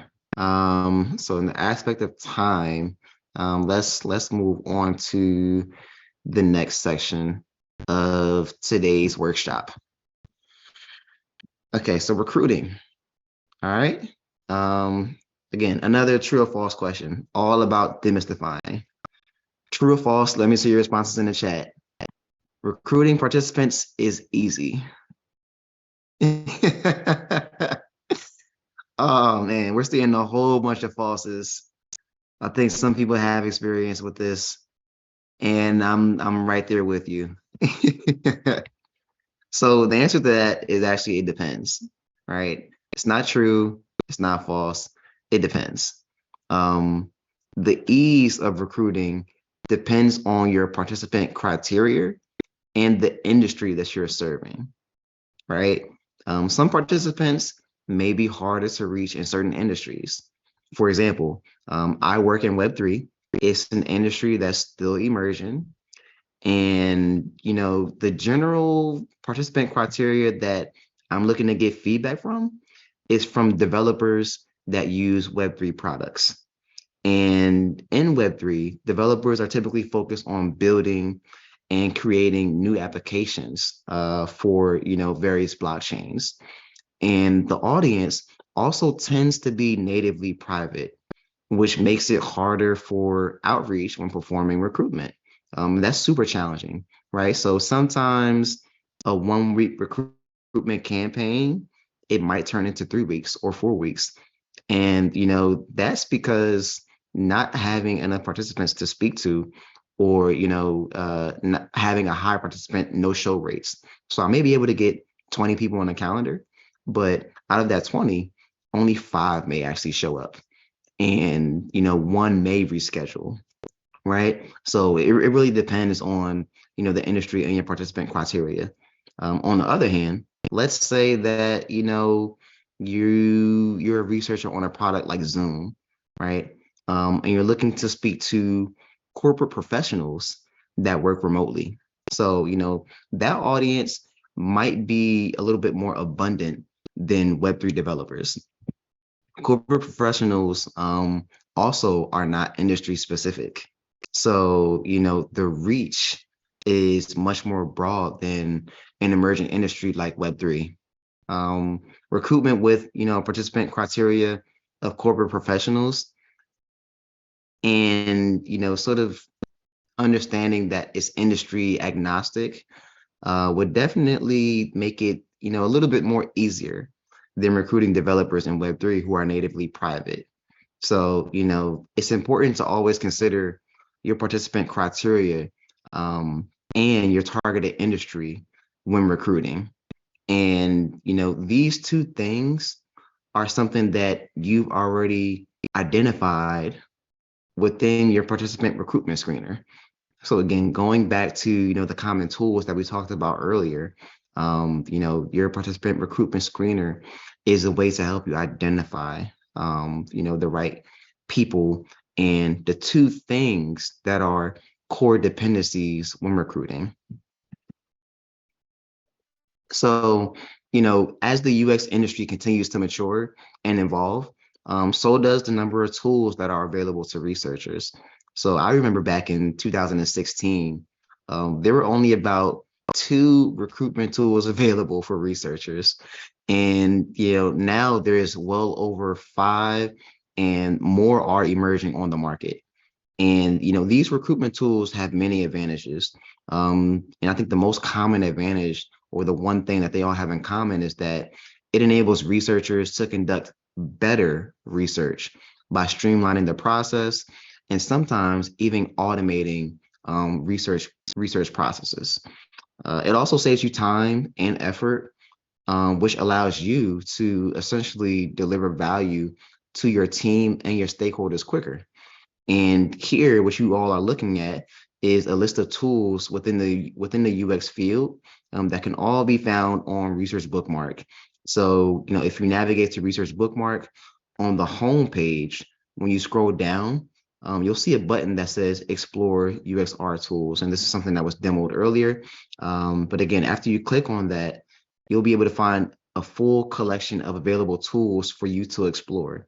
And, the beauty of this tool list is that Research Bookmark has a super robust and maintained, updated, and reliable list of existing tools, as well as new tools that come into the marketplace, right? So again, you can think of this as, your go-to place for UXR tools, specifically since we're talking about tools, but also your go-to place for all things related to user experience research. Another unique tool or a unique thing that I've sort of looked into in the past is user interviews, right? And user interviews has a really unique blog where they actually publish reports about the state of the user experience research industry every year.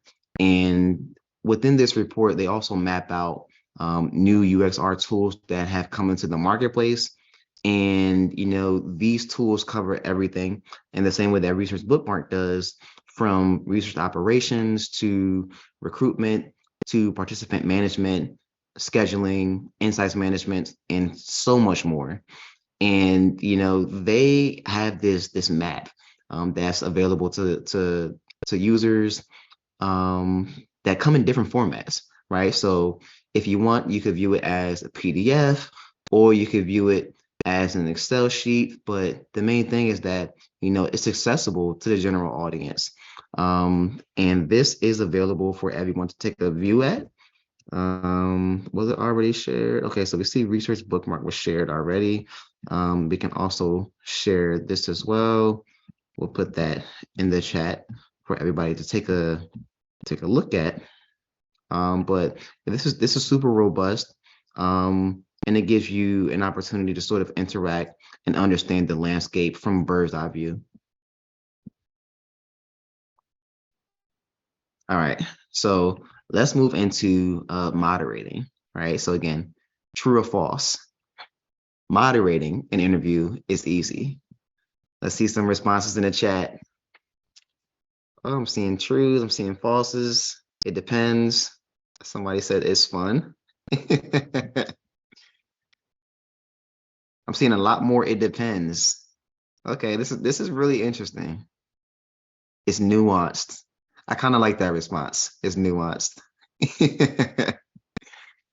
Okay, so with this one, it depends. You all are 100% right. It depends. Moderating an interview can be easy when you're properly prepared, right? It's all about the prep work. It's important to do the necessary prep work before you even begin to moderate a study, so that one, you're prepared to actually speak to people. Two, you're comfortable reading your conversation guide. Three, you're efficient going through the questions for the interview. And four, you're comfortable speaking to participants, right? But what does that prep work look like before moderating an interview? What are some of the things that researchers typically do and should do? Let's talk about that a little bit more. So one is, proofreading your conversation guide. So, that was an exercise that we went through earlier. We talked about reverse engineering to, create that conversation guide, and understanding the benefits of collaboration, especially getting another set of eyes on it from your stakeholders and your collaborators.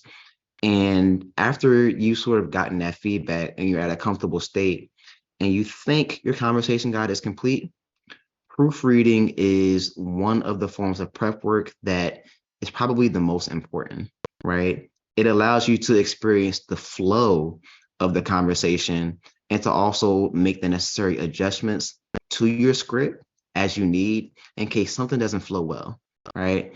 It also helps you identify anything that may be misspelled and also to better structure the conversation. And I think most importantly, it ensures that your research questions and your research goals will be met, right? So this is the beauty and the huge benefit of proofreading your conversation guide.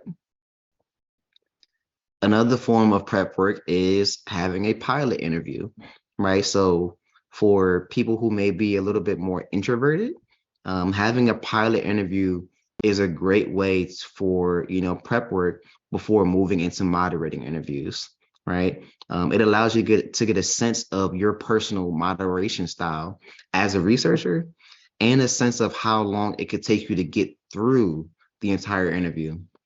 And why does that matter?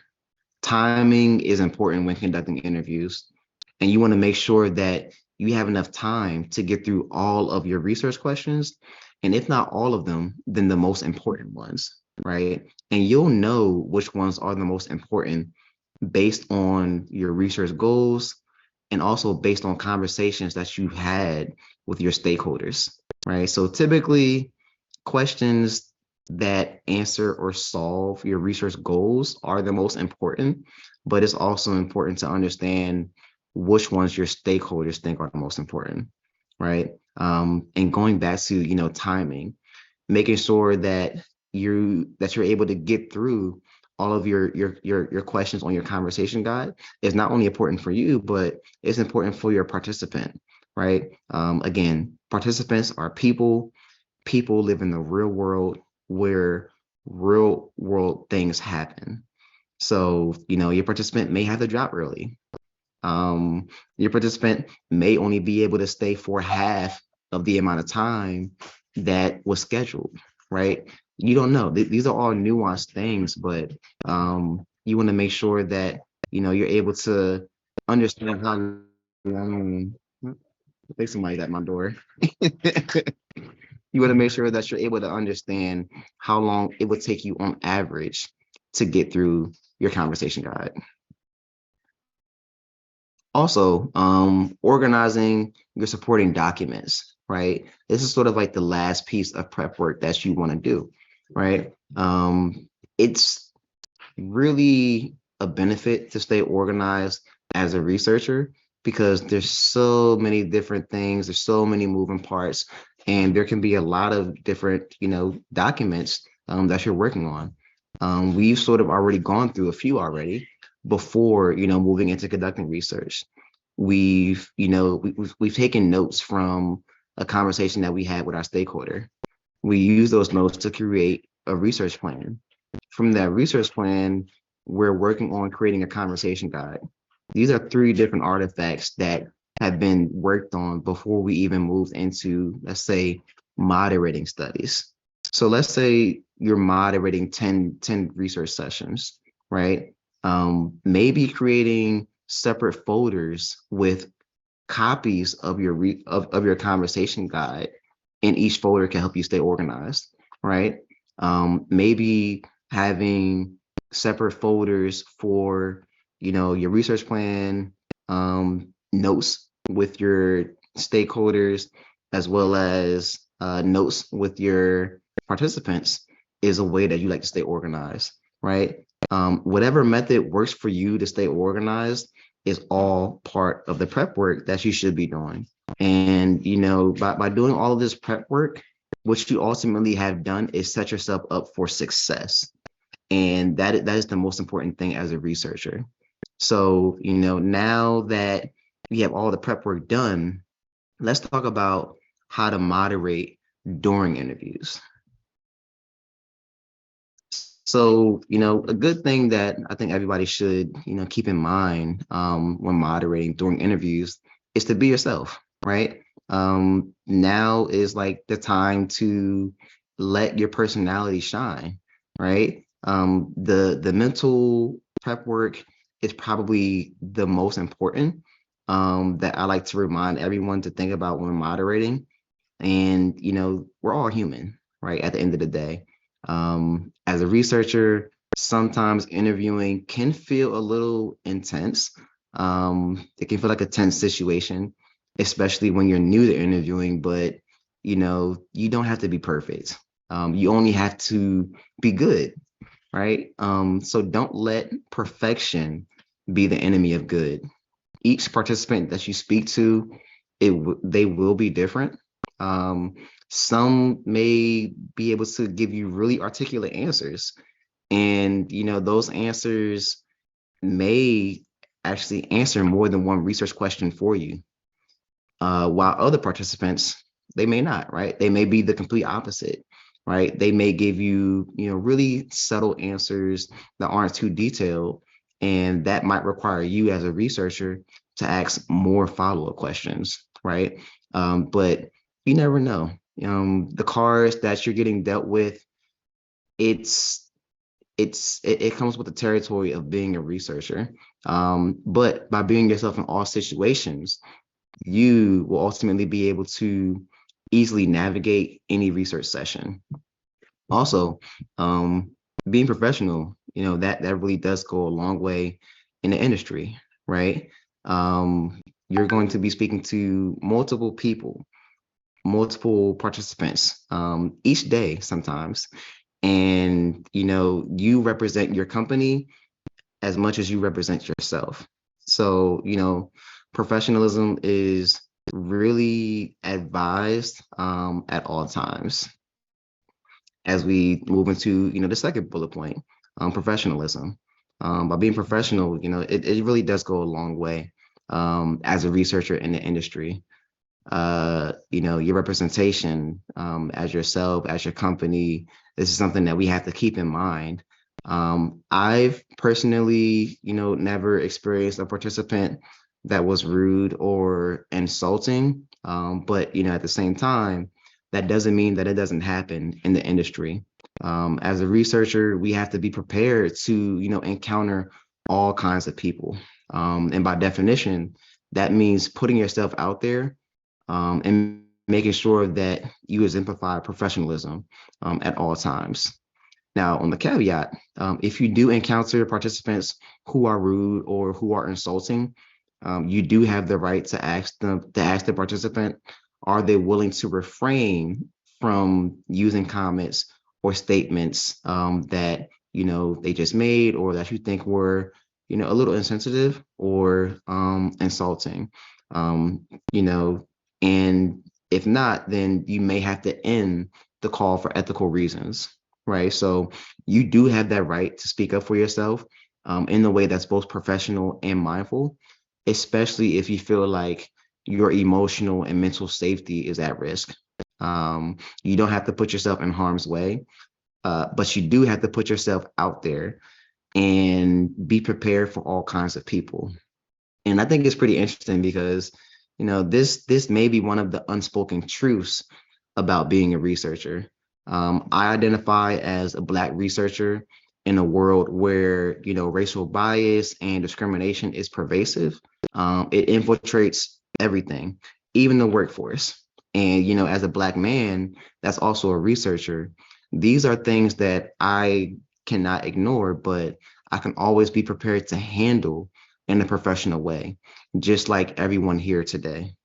So, people who may be poor quality participants should definitely be flagged and not contacted again, and vice versa, right? People who are high quality participants who gave you, great feedback, who was responsive, who was easy to schedule with, they should be marked as such and invited to, future studies.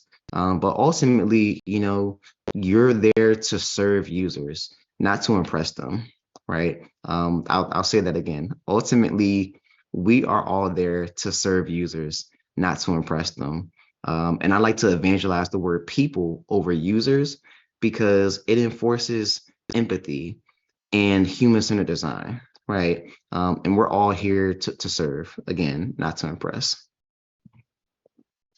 I think another great thing to do when moderating interviews is to, break the ice, right? In the same way that we broke the ice before, starting day one of this workshop.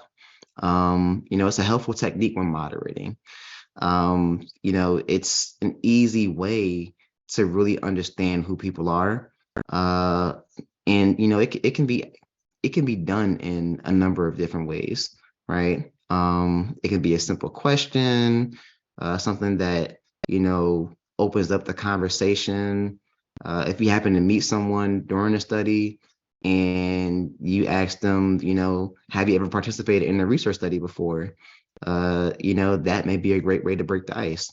You have the power ultimately as a researcher to make people feel comfortable. And that's, the number one goal, because, the more comfortable people are, the more comfortable they are, sharing those anecdotal experiences and giving you those deeper forms of insights.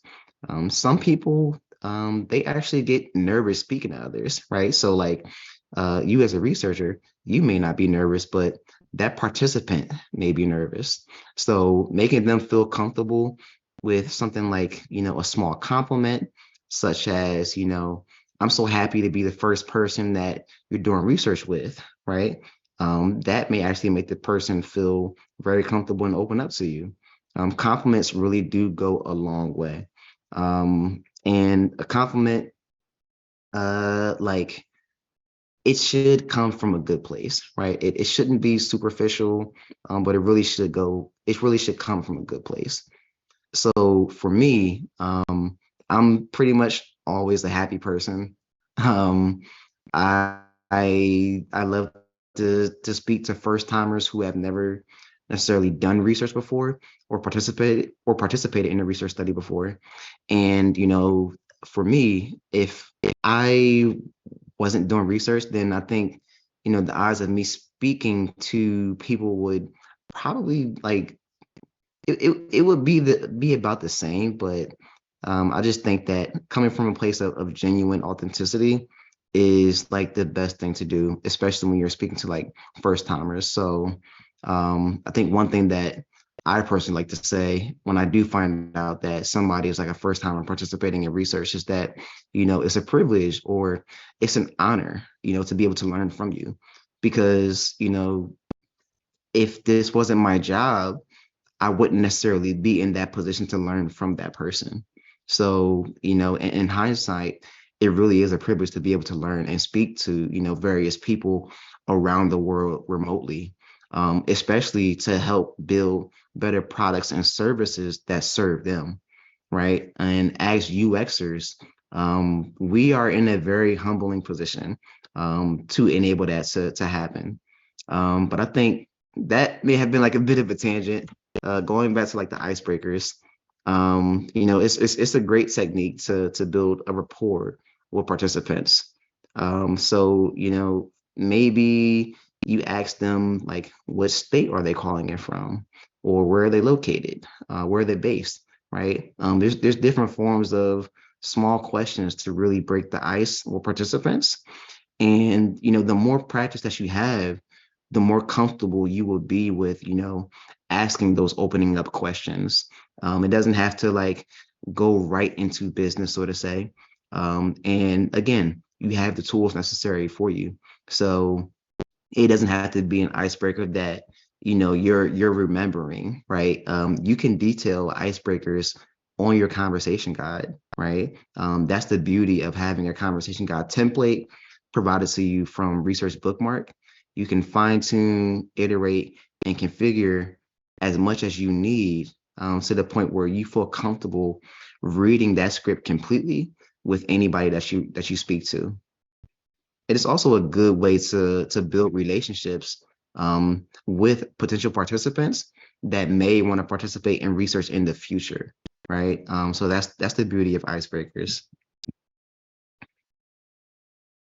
And also setting expectations, right? So again, during the interview, before you even move into asking your research questions, setting the expectations after you've broken the ice with the participant is something that you definitely want to do. It allows them to know ultimately what they will be walking into before you start the session. So that way there's no surprises or anything that may sort of cause a reaction or an experience that they were not expecting. So for example, you can let them know how long the session will take. So that way, if they're able to stay the whole time, they can definitely do so. But if they don't have the time, they can definitely let you know. If you're doing a test, let's say with a prototype, and let's say the prototype has a few bugs in it, you can definitely let them know that it's not a fully functional prototype. So it may not, work as they expect to, or it may not, sort of function as a fully developed website. And, if they run into any kinks or something happens that they don't expect, it's not their fault, right? And that's a good way to really set the stage for participants seeing something new, right? Because oftentimes when you're showing people something or you're giving somebody, let's say, remote control access to something that they had no idea about, their first response or their mental model is, I don't want to break something, right? So again, setting those expectations is, the thing that you definitely want to do. You can also, set expectations for internet connection, right? Letting them know that if their internet connection isn't the best, if there's a case that they may drop off, that you'll still be on the line for them, and vice versa, right? You can let them know that your internet connection is stable, but technology has its flaws, and if you drop off the call for any reason mistakenly, you will rejoin. So there's no need for the participant to leave, right? Expectations really does matter, and it's all part of building a good rapport with participants. And then lastly, being ethical, right? So, being ethical is all part of being a good researcher. You definitely want to be ethical. Before you start a research session, before, you start recording, please, please, please, please ask participants for their permission to record a session, right? As researchers, it's required to get consent to record a participant. You can either choose to get oral or written consent. Both forms of consent, can really be gained before a participant even joins a research session. That can be done via email, that can be done via phone call, or let's say a Google form, right? But when you don't get consent from a participant to record, not only does it put yourself at risk, but it also puts your company at risk. And these are the realities that we have to deal with and face as researchers, and something that we should know, right? The participant does have a legal right to sue the company as well as yourself for recording without their consent. So, by not being ethical, it does come with consequences. So, it's really in all of our best interest to continue to be good people, to continue to be good humans, and to continue to be ethical when conducting research, whether if it's moderating interviews, conducting a usability test, anything that's human facing. It's really, really important to be ethical.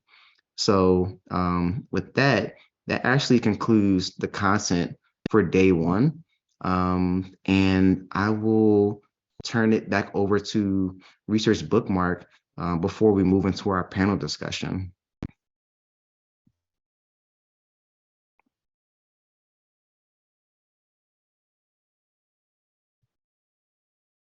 All right, thank you, Tariq. Just seeing the flow of information coming in and like all the questions just really puts things home for us as of the foundations we're looking for, getting an understanding of this first part of the research process from discovery into getting to start, right? Planning to start. You still haven't acted upon it, but you're planning because that is very necessary. Thank you again for taking us through that. Um, we can look at the timetable really quick and go from there. Let's see. Thank you, everyone. Thank you, everyone. We're going to move forward with our panel discussions coming soon. This really ties into today. Starting, conducting research. These experts that we brought on have all started their career from different paths of life, coming from PhD, coming from different works. So their advice today is going to help tie a lot of what we learn, right, in application, and also what you're going to be doing on a day-to-day. So this is another time to go get your friend that's at work that may not have been here today. This is the time to go get them so they can at least, get the conclusion of the day with this expertise.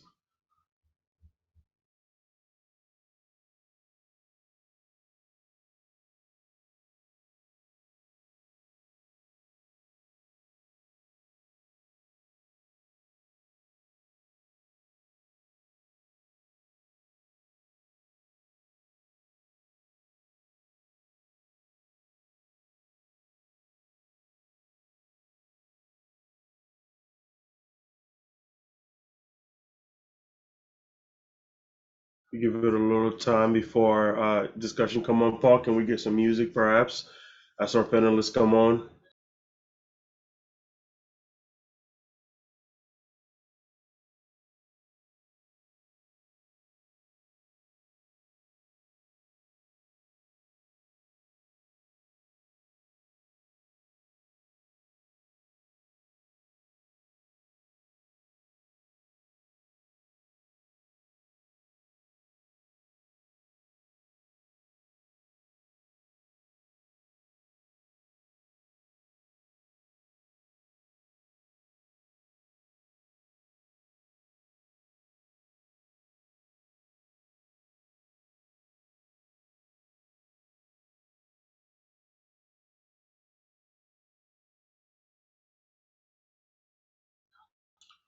So we're going to intro and do go into a demo. We are a little early, so we're going to go into a demo and go deeper into the exercise that we talked about. This is your chance to ask questions. We may let some folks ask questions live and kind of answer and go deeper into this first part of.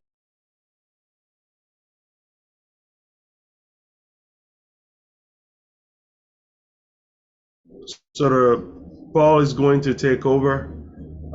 We'll pick up some questions. Time to vote on the questions are in the QA. Vote on the best questions, so we can let people kind of answer that as well. Tariq is also here to answer these questions live.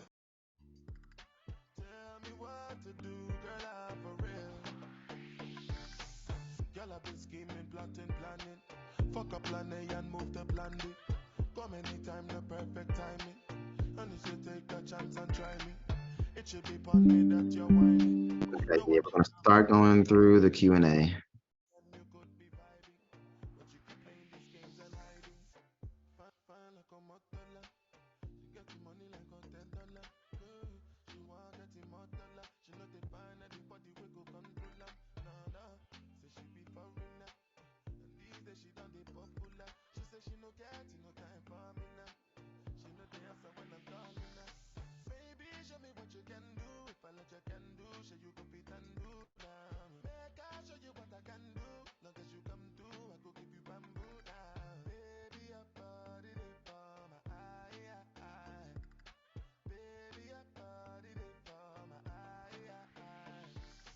All right, guys, I'll be taking the questions here by the most upvoted. And we have Stephanie with 4 upvotes. How do you keep the participant from going too far into the weeds of your study? What can a researcher do to get them back on track? That's a great question. And oftentimes that does happen when conducting research. Again, it all comes down to understanding your personal moderation style. Some participants really are like just happy to talk and to share their experiences. And I think it's important to remind them of the time that you have to speak with them and the amount of questions that you still have to get through, while not being disruptive of anything that they're saying. So you definitely don't want to cut them off in the middle of speaking, but when you see opportunities of let's say a small pause or them taking their breath, right? That's a good opportunity to give those subtle reminders to remind them, you still have a few more questions to get through, or to explicitly state, I love everything that you're saying, but let's get back on track to talk about this, right? So, just having that emotional intelligence of understanding, when to sort of like step in without intruding or interrupting somebody from speaking, is a good way to steer somebody back on track. And it doesn't have to just be with your participants either. Like this is something that is completely relatable to stakeholders as well. Stakeholders may, operate in the same way. And as a researcher, you may have to steer them back on track. So again, having that emotional intelligence, being observant, understanding when will be a good time to sort of interject and subtly remind them that, you do have a few more questions to get through, and navigating them back to, the focus of the conversation are good ways to sort of remind folks who may be a little bit more talkative of, you know, the objectives and the goals that you have to get through, and also giving compliments, right? Thanking them for sharing everything that they talked about. But let's talk about this, or but let's get back to that.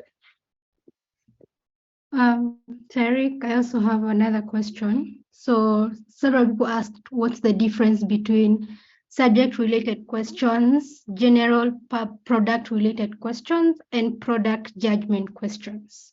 So I tried to answer that, but I think you could shed a bit more light on that as well. Okay, is that upvoted in the chat?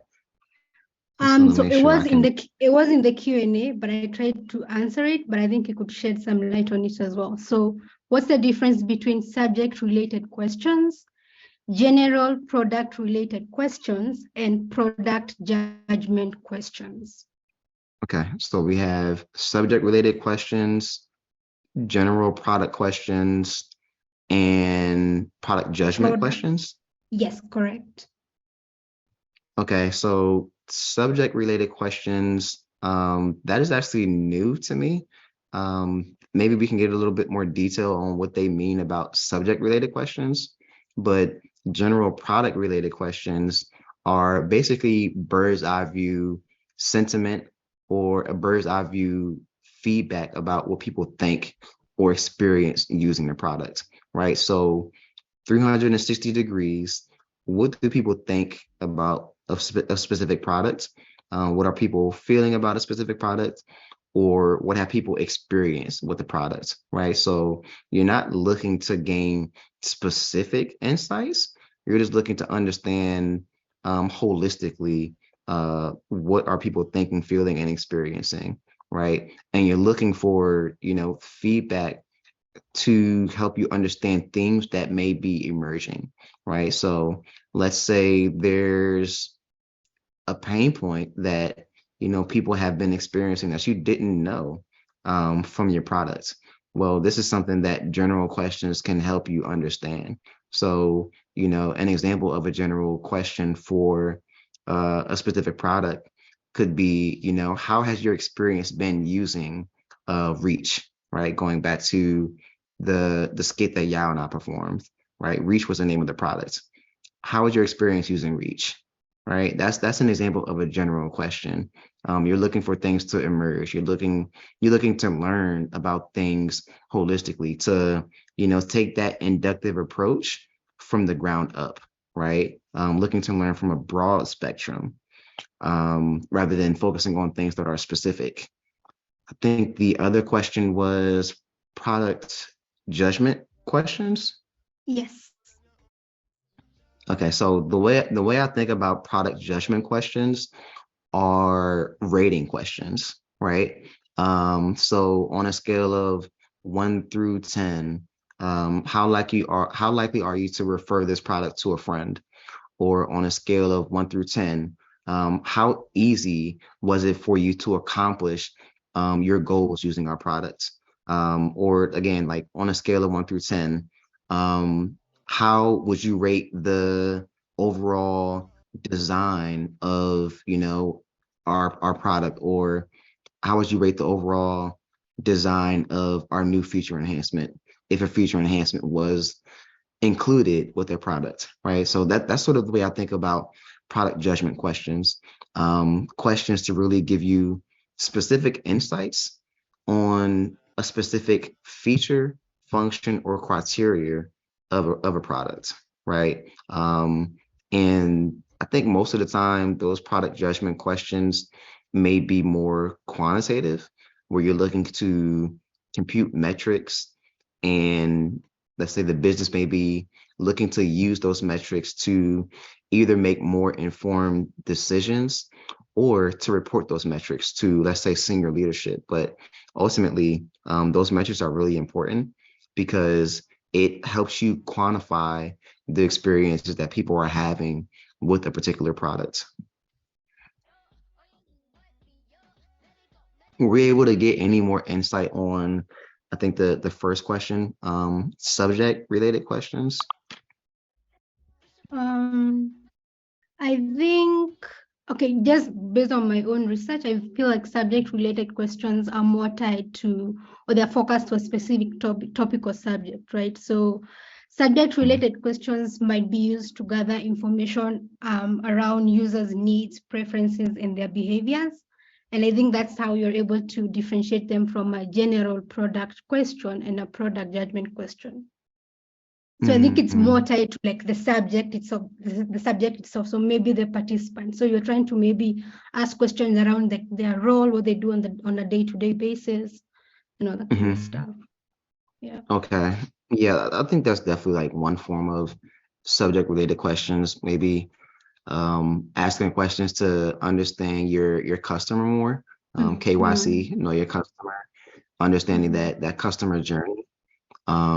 I think another form of subject-related questions, as I'm thinking about it now, maybe new areas of, let's say, exploration. Maybe your product or your company is looking to add virtual reality to it, right? And that's a whole subject by itself. So maybe there's some discovery research going on about that, and you're conducting research to understand the customer sentiment, the customer needs, and the customer demand about virtual reality specifically. So like that's sort of like how I think about subject related questions. It may be new ideas of exploration. It may be understanding who your customers are. It may be understanding the customer journey. It may be strictly focused on let's say understanding or validating existing personas.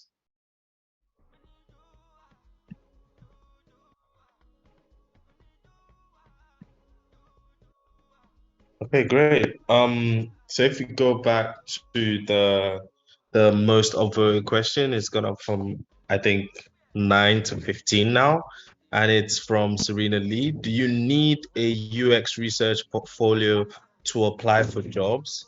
I've been hearing mixed opinions. I would love to know if it's necessary. If so, how does one build that?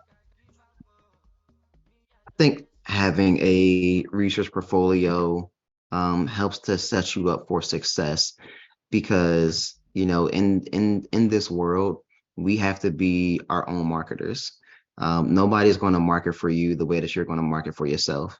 So the more that people are able to see, the more that people are able to understand, the more that people are able to digest who you are and what you can do, the better.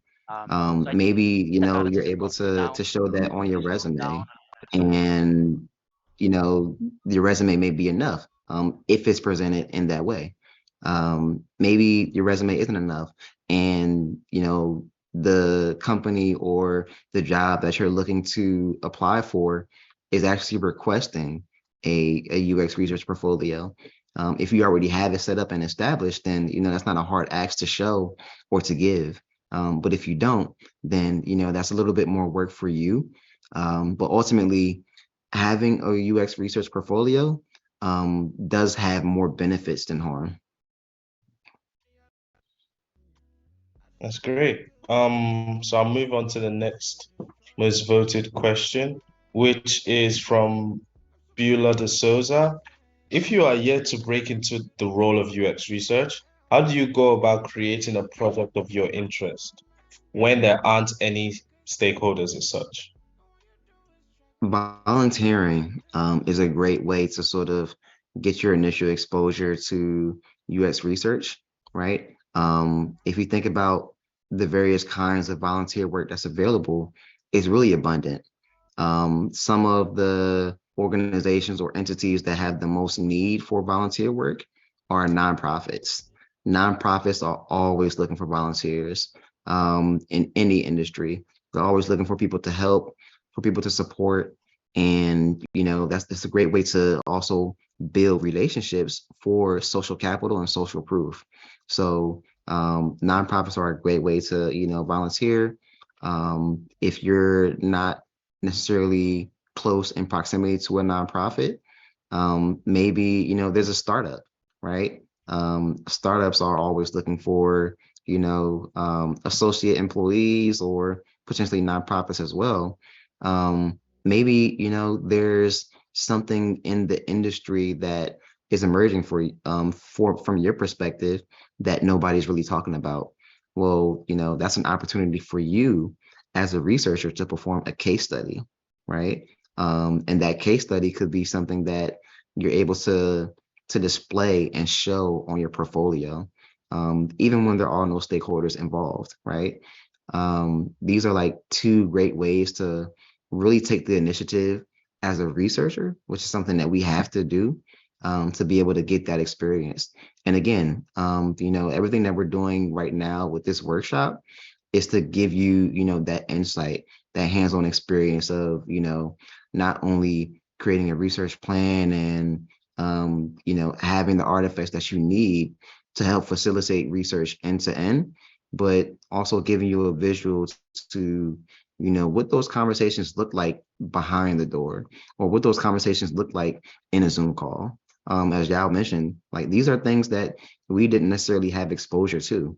I couldn't go to YouTube to understand, how does it look like for a researcher to have a kickoff call with a stakeholder, right? These are things that I had to learn by doing. And, the benefit of where we are right now, in this age where technology is so abundant, is that, there's people actively looking to, provide that insight, to provide that visual, to make that transition easier for others. That's brilliant. And then here's one with 4 upvotes. What's the best way to enter UX research, a UX research job? I think that question comes with a lot, right? A best way to enter the UX job, I have yet to see that, right? Everybody comes from non-traditional backgrounds in this field. Still to this day, there is not a degree that you can get that explicitly says user experience research. So by definition, we all come from, interdisciplinary fields and backgrounds. And, with that, we all have had our own journeys, but the one commonality between everybody's journey is continuous learning the field, learning how to conduct research, from a theoretical perspective to a practical perspective to being more hands-on, right? Understanding how to, present yourself as a researcher, understanding the buzzwords that are common within the field, networking across, right? So building relationships with other researchers and also leveraging those relationships to, if not create new opportunities for yourself, to help to serve others, right? Education, I think, is, the best first step, because if you're not educated on what you want to do, then how else would you be able to perform what you want to do?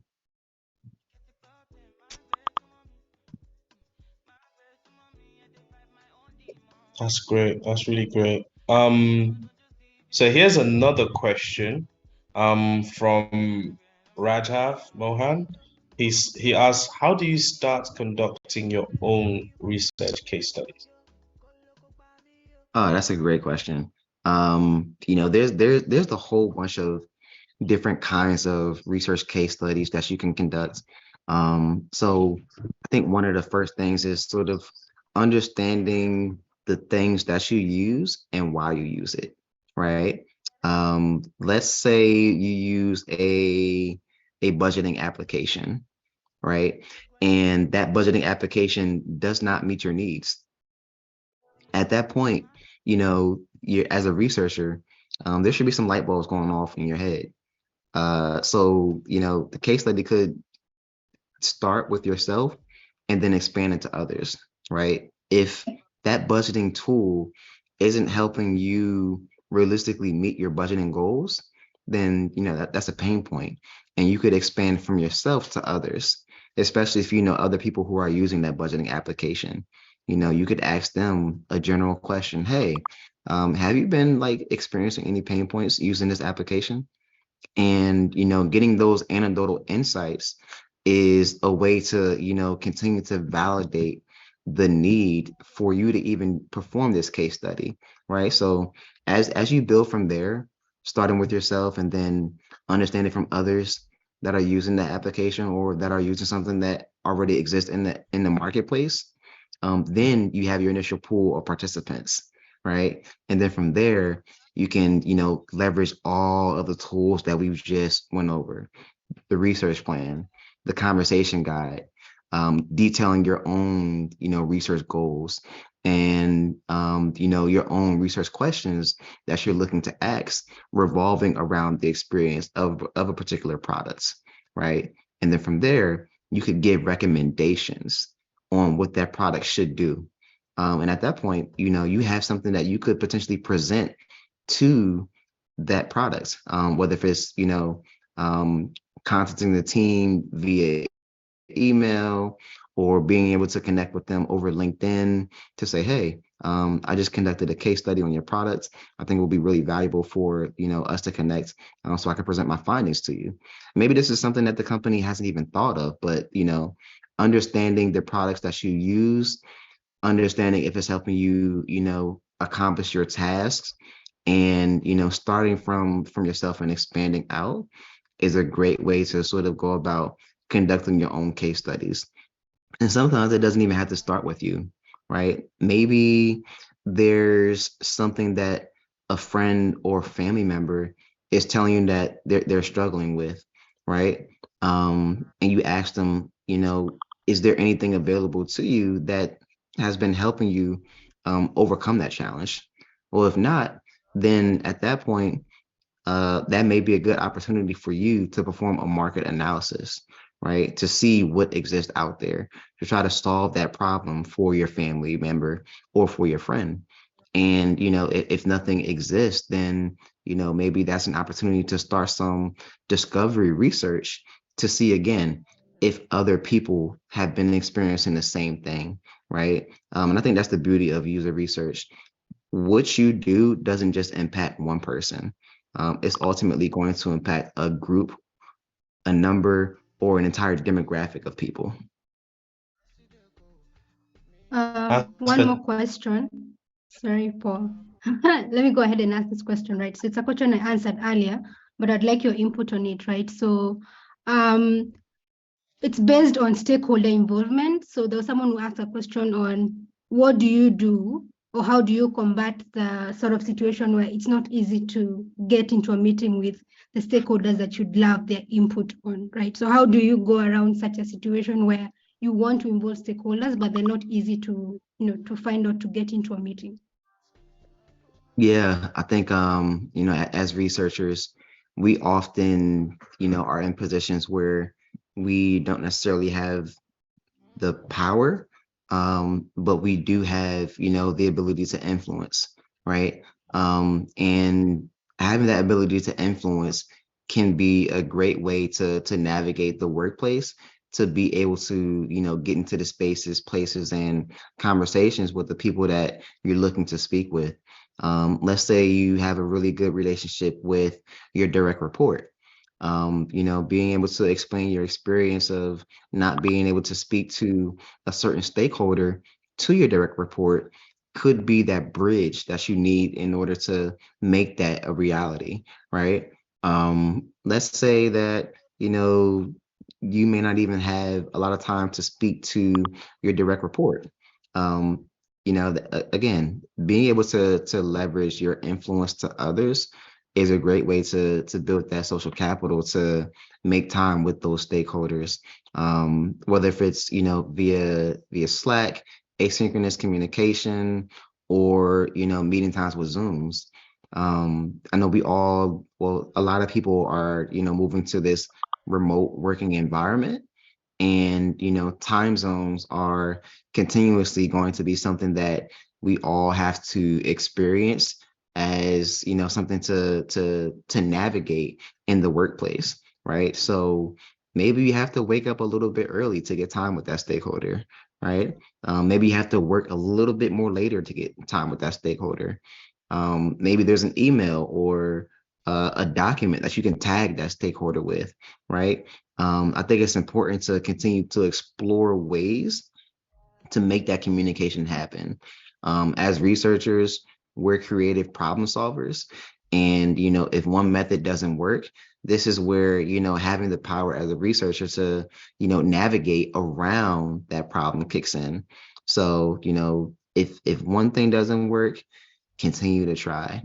If it's something that you can't do alone, leverage the social capital and the relationships that you have with others to make that happen. If that doesn't work, then you can continue to build relationship with new people that that person may work closely with, right? It's all about continuous navigation, continuous thinking, and creative problem solving. Thank you so much, Cavendish. And Tyreek, you've been super, super awesome.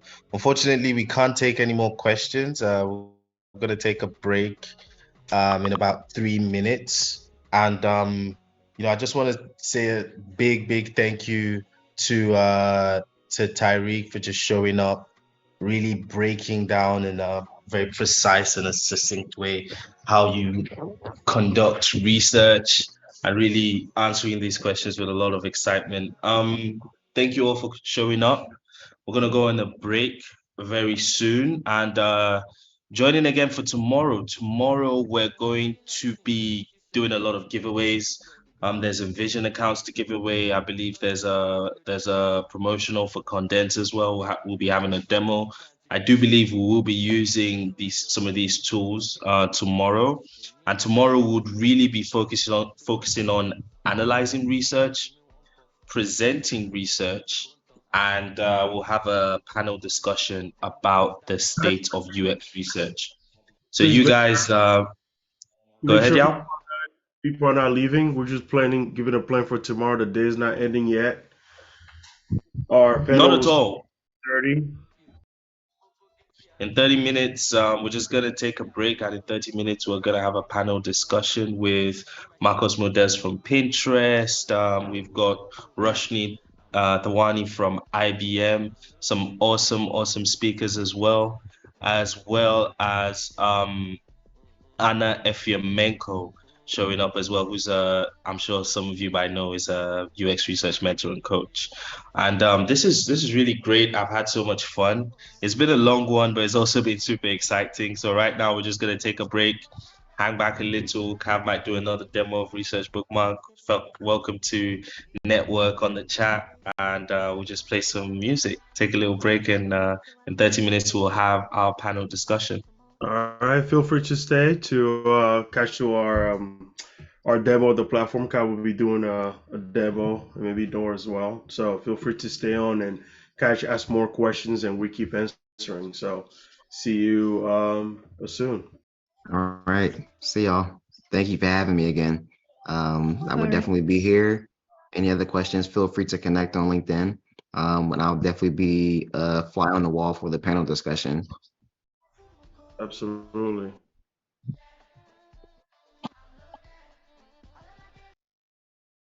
All right. Thank you, everyone. So for those who want to take a break, please make sure you're back in 30 minutes for the panel discussion, especially those in the beginning and those who are transitioning. I think that panel discussion will be very, very, very insightful. So you can stay back and watch my demo. If you're taking a break, please make sure you're back in 30 minutes. And I got a bit of a memo that I rushed a bit on the first demo. So I'm going to take my time on this second demo. And for this session, I'm just going to take you step by step through a growing repository of UX research resources. So for UX researchers and also people transitioning, students and people in the beginning stages of UX research, we're always in need of different UX research resources for to enable us run research projects that we may be in charge of, or even personal projects that we actually want to work on to add on our portfolio. So I'm going to take the time to take you through the different UX research resources that you can leverage on, and just show you an easier way of maneuvering through them or filtering through them using the Research Bookmark platform. So I think the first one I'm going to show you guys is the courses. Okay, since there is a bit of an accessibility issue.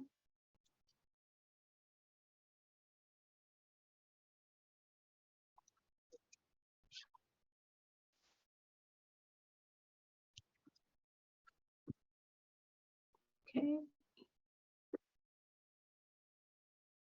Yao, could you confirm if you're able to access it from your side?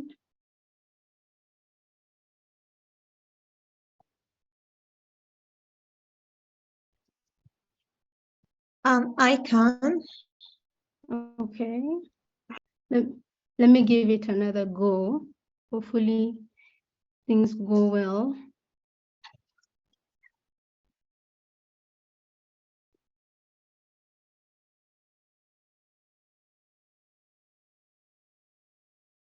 All right.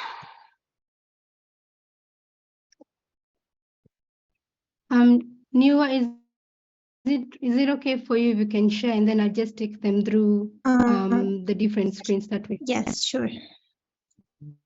No, actually no. I think it's okay. It has actually loaded. I think I'll just take the time to take them through it. Okay. All right, so one of the first collections that you guys are actually seeing are courses. So we actually took the time to compile free and paid courses that you can take to ramp up your knowledge on UX research. And we took them from different places like Career Foundry. There are courses created by Indie Young. There are some courses created by, and materials created by Nikki Anderson as well, as long as other UX research influencers as well. So take the time to go through this, and you can use the filter section here to filter between free and paid courses, right? So apart from that, we also have a list of UX research communities, these UX research community media platforms. So we have UX research communities on LinkedIn, we have them on Facebook, we have others on Meetup as well, we have others on Slack, right? So I think the only thing that we're missing is UX research communities that are on Twitter. So if any of you know of any UX research communities on Twitter, please do share that with us so that we can also add these on our list. So in terms of our filters, you can actually filter the different communities by platform. So if you're looking for UX research communities on Facebook, you can actually use the Facebook filter and you'll be able to see different communities on Facebook. Something else that we also added to kind of help people exactly know if a community is the right fit for them is an audience column. So if you take the time to go through an audience column for each of the communities, you can be able to know who exactly is the right fit for each of the communities. If you're a quantitative researcher, there are communities that are actually for quantitative researchers. So we've tried to provide that extra information just to make sure that you're joining the right group for you. So aside from that, we also have conferences. So an update actually is we actually managed to add a number of conferences happening in the coming year, all the way to November.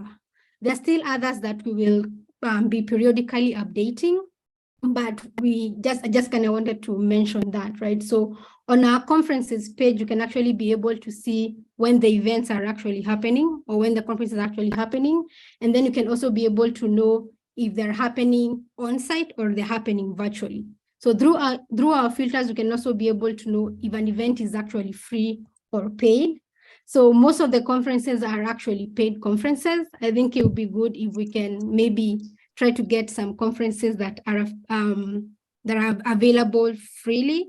So if you guys maybe know of any conferences that are not charging at all, or maybe they happen to have very good discount offers, especially for students or people transitioning into the field, please do share that with us as well, and we can add that onto the platform. So the next bit is, I would say, is the most favorite collections for most of our users, which is the tools list, right? So we have a huge tool list of tools that UX researchers or anyone conducting research can be able to leverage on. So one thing that we've actually done on our platform is we've not only provided the list of tools, but we've also tried to indicate the different use cases for these tools. So if you're actually looking for tools for A/B testing, we've actually availed that. If you're looking for tools for card sorting specifically, we've availed that as well. So based on even the earlier session that Tyreek conducted where he was talking of scheduling tools and recruiting tools, you can actually be able to look for such tools on our platform as well. And to be able to do that, you can leverage on our filter section. So I think I just do an example of recruitment tools, since that is something that Tyreek actually mentioned, right? So our filter is actually arranged alphabetically so that it's easier for you to search for something or to search for a use case in an alphabetical order. So I'll look for recruitment tools. And if I click on recruitment, it shows a number of tools, right? So we have Askable, we have Discount, we have Meeting, Usability Hub, user interviews. So there are actually a lot of different use cases for different tools. And you can actually use our filter to be able to easily get tools that are actually, that you can actually use for different use cases pertaining to the project that you're actually carrying on. So we have other things that we're planning to add onto our tools list. One of the things we're planning to add onto our tools list is pricing, right? And something else that we're planning to add in the future is just an easier way for people to be able to quickly decide on the tools that they would want to leverage on in teams, or if you're operating as a solo researcher. So if you guys maybe would have ideas in terms of what type of value you would like to see in like a list of tools, please feel free to like get on sessions with us and just provide us different ideas on how you think we can improve on our list of tools. The next collection that we have is the vocabulary list. So this is just basically a list of research terms or research jargons that are used especially in research-based conversations in the workplace. Sometimes, especially if you're a beginner in a research team, you could feel a bit lost if you hear the researchers kind of mentioning some things that you're not aware about, right? So we kind of factored that into place and enabled our users to be able to have a list of research terms that they can be able to go through and kind of try to find out what's the meaning of those research terms. So one thing that I'll mention about this specific collection is there are so many vocabulary terms. So to just make it easier for our users to be able to find specific research terms, they can actually come and use this search bar right at the top here. So let's say if you're looking for A/B testing, so you can actually be able to find A/B testing. So you can actually be able to find different types of testings, including A/B testing as well. Sorry about that. I think we have a small issue that we'll definitely fix on there. So you can actually use the search bar to search for a search term that you may have in mind. And then in the event that you actually don't, if the event that you search for something and we don't actually find it on this list, we've availed a way for our users to be able to actually search for that search term in our search engine.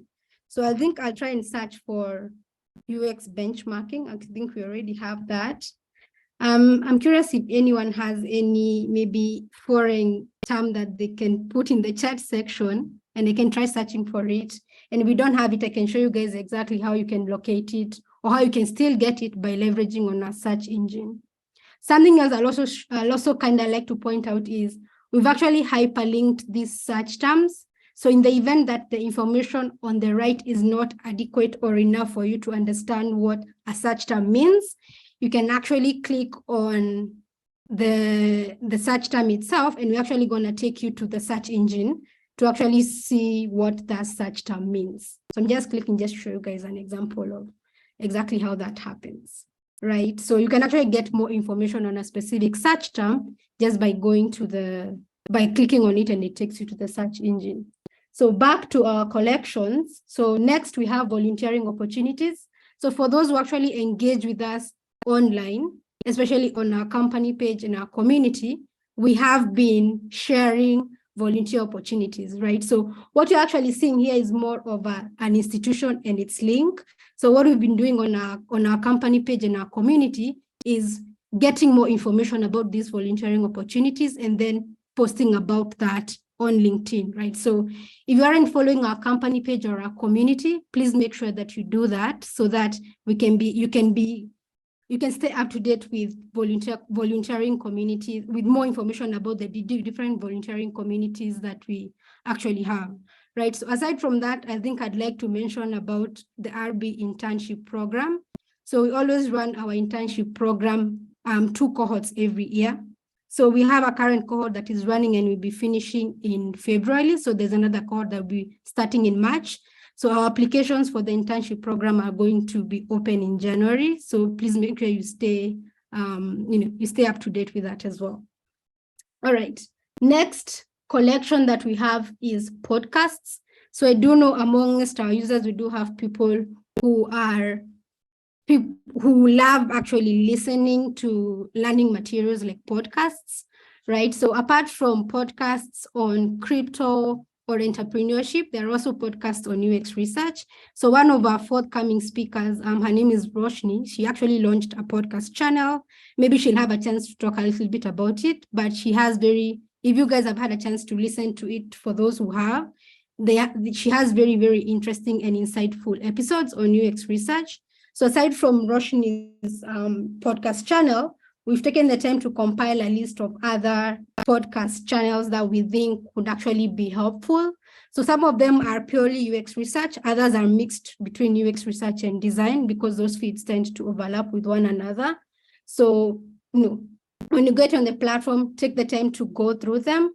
If you guys know of other podcasts that we should actually list, please do share that with us as well, right? So we're always on the verge of constantly updating our list of resources. So if you know of any that you're not seeing here that would be truly helpful to our audience and to the UX research community, please do make sure to share that with us. So apart from podcasts, we also compiled a collection of books. So we have a collection of different books in UX research. And I always see in the community people asking for books and people sharing books that they themselves have found impactful and insightful. So we took the time to kind of provide an array of books. So there are quite a number. I can't really count how many they are, but there are quite a number of books and they span across different processes and different areas in UX research. So, do take the time and go through them as well. All right, aside from that is methods. So the last thing that we have here is methods. So for the methods, we do have a list of different research methods that we've put together. So one thing I'd like to mention is I know there is those common research methods that are known across, especially when it comes to conducting research, but there are so much more methods other than that, right? So you can actually come on Research Bookmark, go through the list of the methods. And then what we've actually done, apart from listing these methods, we've tried to link articles that we feel provide much more insights on what these methods are, how to use these methods and all that kind of stuff. So do take some time, come on here, go through the different list of methods, use the search bar at the top to search for a method that you may be aware of.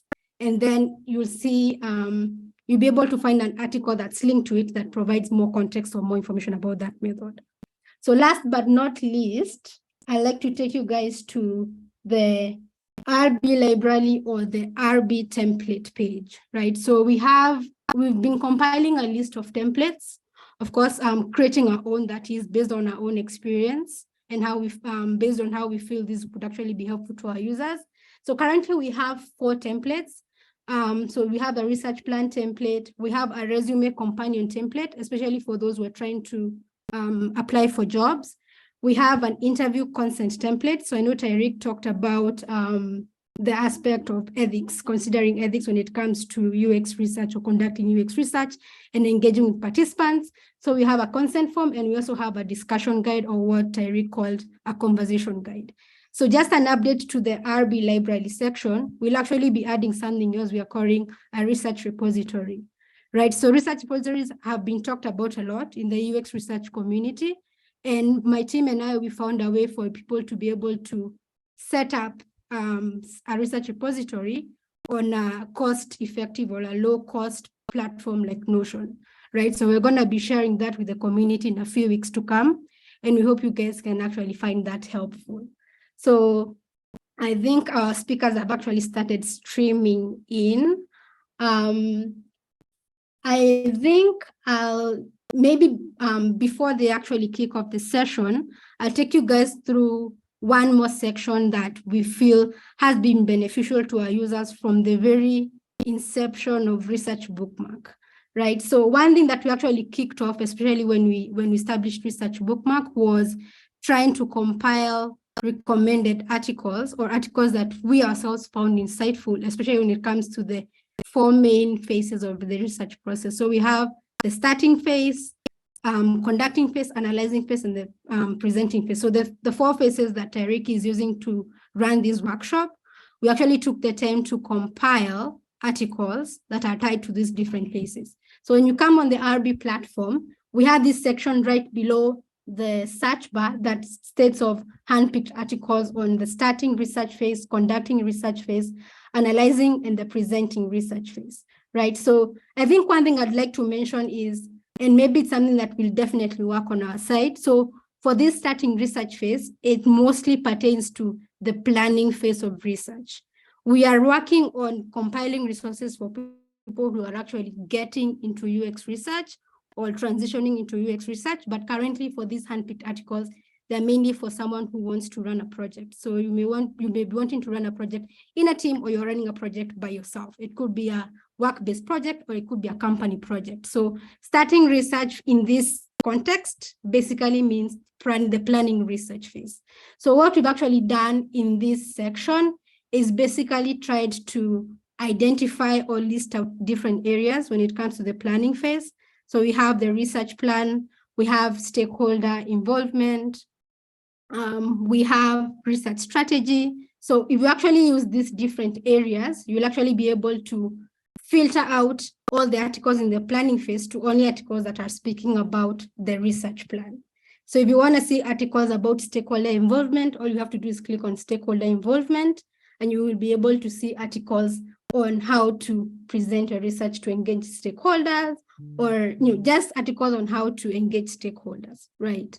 So the same thing happens to the conducting research phase. So we've listed a number of different research methods. We'll definitely be adding more, but we have some articles on recruiting participants, and we have articles on different research methods like user interview, usability testing. We have some information on tools as well, because we know when it comes especially to tools, the phases where tools are mostly involved is in the conducting phase and the analyzing phase. So we have those categories in both of the phases as well. So use this sidebar that has the areas to filter out the articles depending on what you actually want to consume. So if you want to consume articles on usability testing, you can just use these categories on the side to actually filter and gain quick access to those articles. So the analyzing phase as well pertains to any activities that have to do with analyzing research.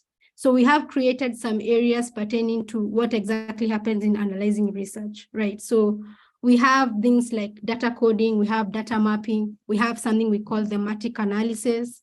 There's something on data biasness as well. So whenever we're analyzing research, there's always that aspect of trying to ensure that we're not introducing bias into our data, right? So we have some articles that speak on that as well. And then when it comes to presenting research, we've compiled some resources or some articles that speak on different things. So know your audience, right? So especially when you're presenting to different types of stakeholders, it's always important to know who you are actually presenting to, and most importantly, to know how you're going to tailor your presentation to the respective stakeholders that you're presenting to, right? So we also have other articles on what type of research deliverables you can actually present to stakeholders, how to design your presentation, how to deliver your presentation, and all that kind of stuff. So take your time and just go through the platform. There are different areas for sure, but every area has an intended purpose, and we hope you're able to have more, you are able to gain more value from our platform and so much more. So I think I'm going to halt or pause my presentation at this point, but thank you so much for listening. Thank you very much, Kav. That was very, very in-depth. And I think we're going to do something that we haven't done in a while. I see some people have had their hands up for a little while, and I believe we have just a few more minutes. And I've seen at the top of my list here, I see Jane Park. What I'm going to do, Jane, is I'm going to allow you to enable your audio. And what I would like you to talk about so far is kind of just your experience with learning UX research and what that journey has been like for you. So, Jane, you should be able to talk now.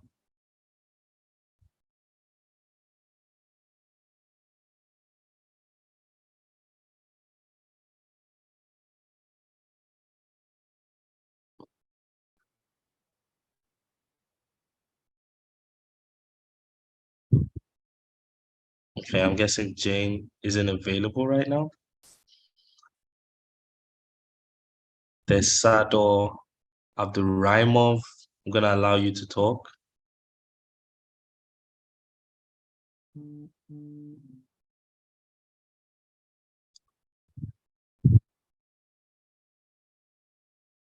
If there's anyone else, I don't believe, who would kind of like to share what their learning experience has been so far, you just go ahead and raise your hand. I will just let you have the mic.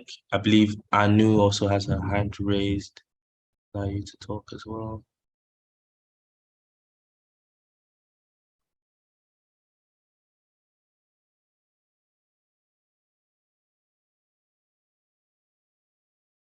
If you're speaking, your mic is on mute.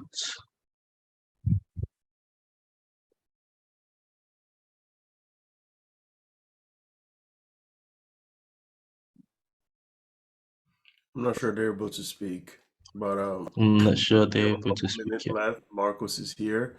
Anna is here as well. So we'll give people a few minutes to take a bio break, perhaps, and then come back in so we can start introductions.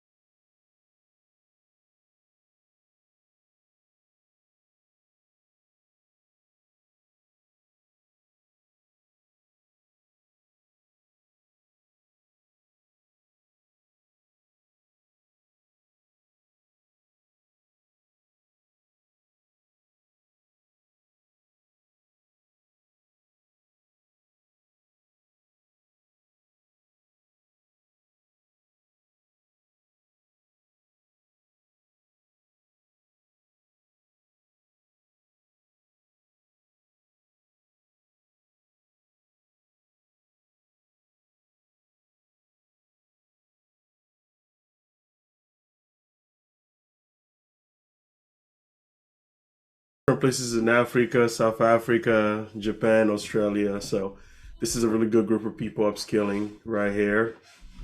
Welcome, Marcos. Welcome, Anna. Roshni is also here.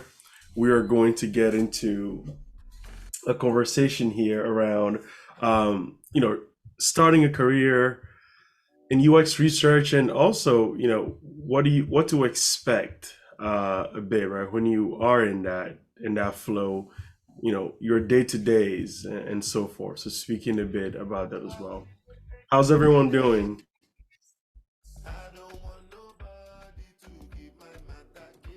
Yeah, good. Happy Friday. Thank God it's Friday. Indeed, indeed. I'm gonna do a little disclaimer. I'm slightly sick, so you might see me muting and unmuting myself, and my voice may sound a little bit weird, but I'm glad of this remote situation that I can still join despite being a little bit sick. No problem. Wish you quick and good recovery. Roshni, hi, how are you?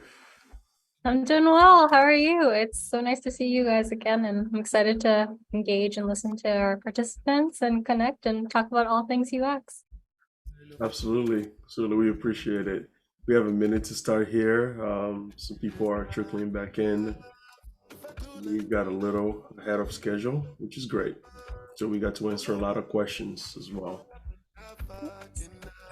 Feel free to connect with our speakers on LinkedIn as well. The team will be dropping those. Build yourself up, build a community around you. This is critical for a career in a UX role.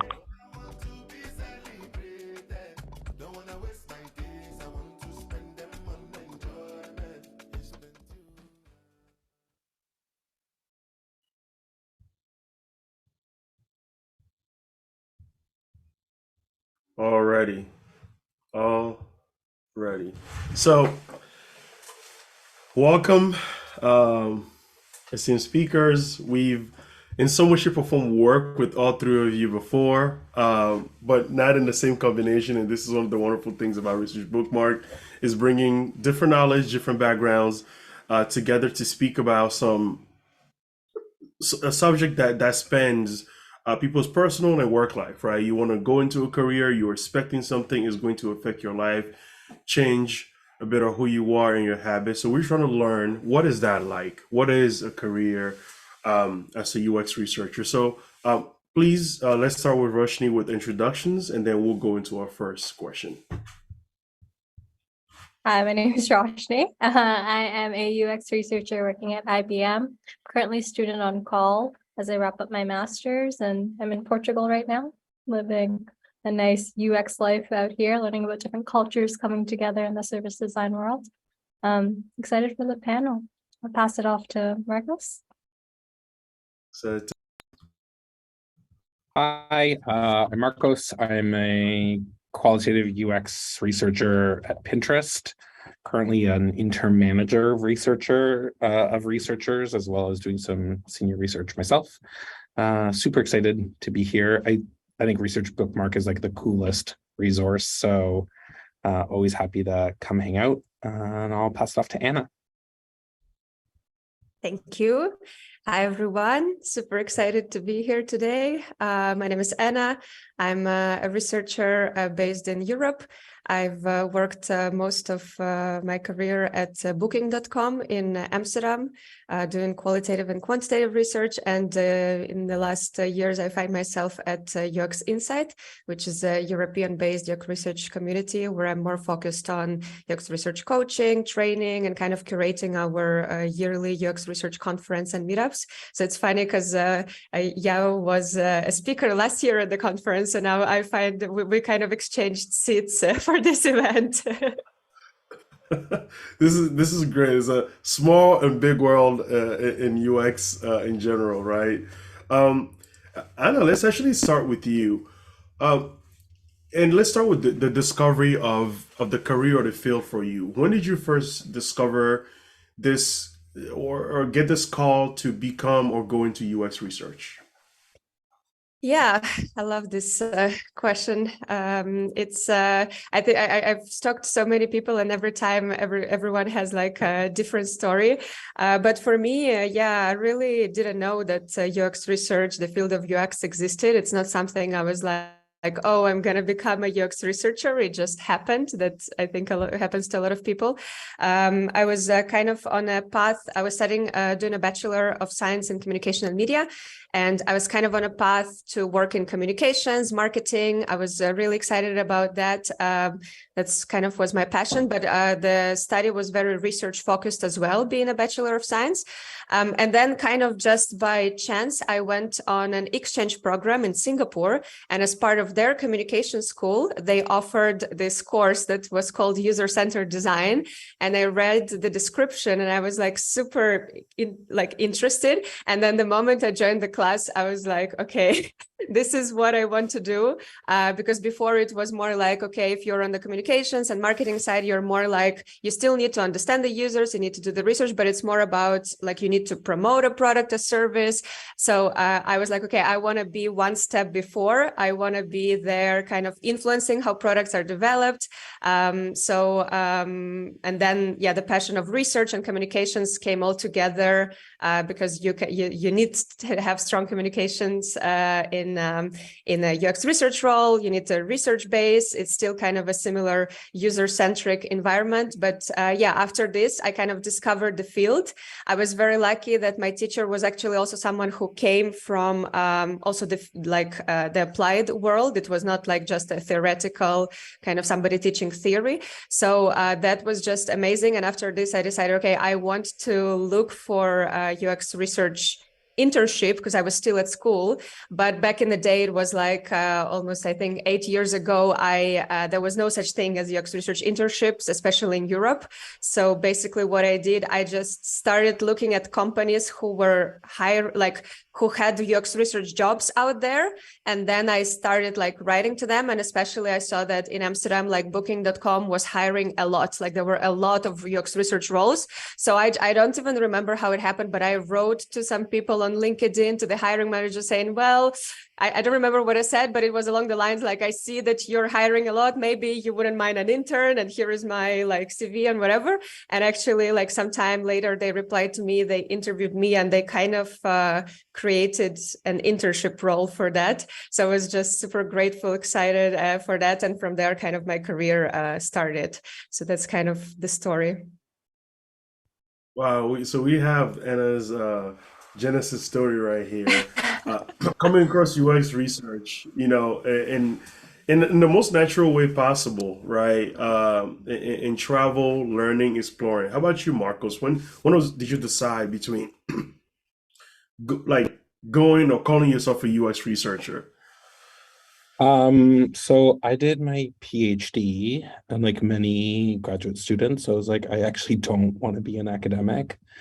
And for personal reasons, I moved to London after I finished my doctorate. And I was like, what the hell? I had like $2,000 in my bank account, and I was like, what the hell am I supposed to do now? And so managed to sort of wheedle my way into a design research role. From there, I liked it, but it was so that was like agency side, right? So that was like everything from like explain why people aren't buying silver jewelry, talk to us about the future of eye care. And it was all really cool, but I was really interested in sort of focusing on digital and so I met a couple of UX designers and sort of got to know them a little bit, and really, when I joined Pinterest, I think was when I started calling myself not just like an applied researcher or a design researcher, but a UX researcher. So coming up on my Piniversary is in March, so it'll be 4 years in March. I've been a UX researcher. I love that Piniversary because we're all about puns. It's incredible. But see how those two stories went. Anna started in a place and Marco started in another, right? To transition through application. And a lot of us that started a while back were product designers in combination too. So we're seeing this big divide in the last 3 or 4 years. But how about you, Roshni? When did it click for you, and when did you wanted to make the switch? Yeah, I'm like listening to Marcos and listening to Anna, like the fact that you emailed all these companies, that is incredible. That shows some dedication and perseverance that I wish I had that in my undergrad. So people should definitely listen to what Anna did there. UX research kind of came to me similar to Anna, but not in the same like directed UX research path. I was just looking for a job on campus. Like I needed to pay for school. I wanted to go on a semester abroad. So I looked for work study opportunities, part-time roles. I think I applied to over 100 different part-time job postings on campus. I got 4 interviews and I got 1 offer to be a UX program recruiter for our new UX program at the University of Toronto. I was like, what is UX? What is this thing I have to go sell to students, this new program that they're starting at U of T? And I always knew I liked stories. I thought like I was studying digital media as well as sociology and criminology. And at the time I was like, I want to use my marketing background. I think this seems the most applicable. And, I'm a millennial, I guess. That's what they call us, who's in like the TikTok, Instagram generation. It's like, it'd be nice to do this for a career. So I just tried to start building on my marketing skills. And through that, I came up with this Stories of iSchool, something kind of like Humans of New York. I just really like learning about people's stories and how they got to where they did in their journey. And as I learned more about students coming into this UX program, I learned, whoa, there's something out there for empathy, for innovation, something that really focuses on people. And something just kind of clicked with all those buzzwords there of like how we can be more innovative. I took a year off between my undergrad and grad school to figure out what I wanted to do with life, because I think there's so much pressure out there to know exactly what you want to do. Almost as soon as you come out of the womb, you're supposed to know like what your degree is or what your life's calling is. And I did not, and I think that's okay. And in that year off, I did a bunch of different jobs. I worked as a researcher at the Ontario Human Rights Commission, doing more legal stuff with my criminology degree. I also worked part-time at a sales tech startup, looking at more a sales role at a tech startup, looking more at innovation and design and like user pain points. And in both those roles, I was a researcher in some capacity. Even with the sales, it was like talking to clients about pain points and trying to really understand how we can sell them our product. And there's something with the sales and tech side that I was like, this is very collaborative. This is very forward thinking. This is very innovative. And it's really about understanding people. And then on the researcher side at the Ontario Human Rights Commission, I love the impact. I love that we were advocating for people, but I found that it was very closed up in a box, and I didn't know when I would see the impact of my research outside of, a document or a publication or whatnot. Whereas on the tech side, it's like, okay, it's going to impact a product. It's going to impact people's lives this way. So it was measurable.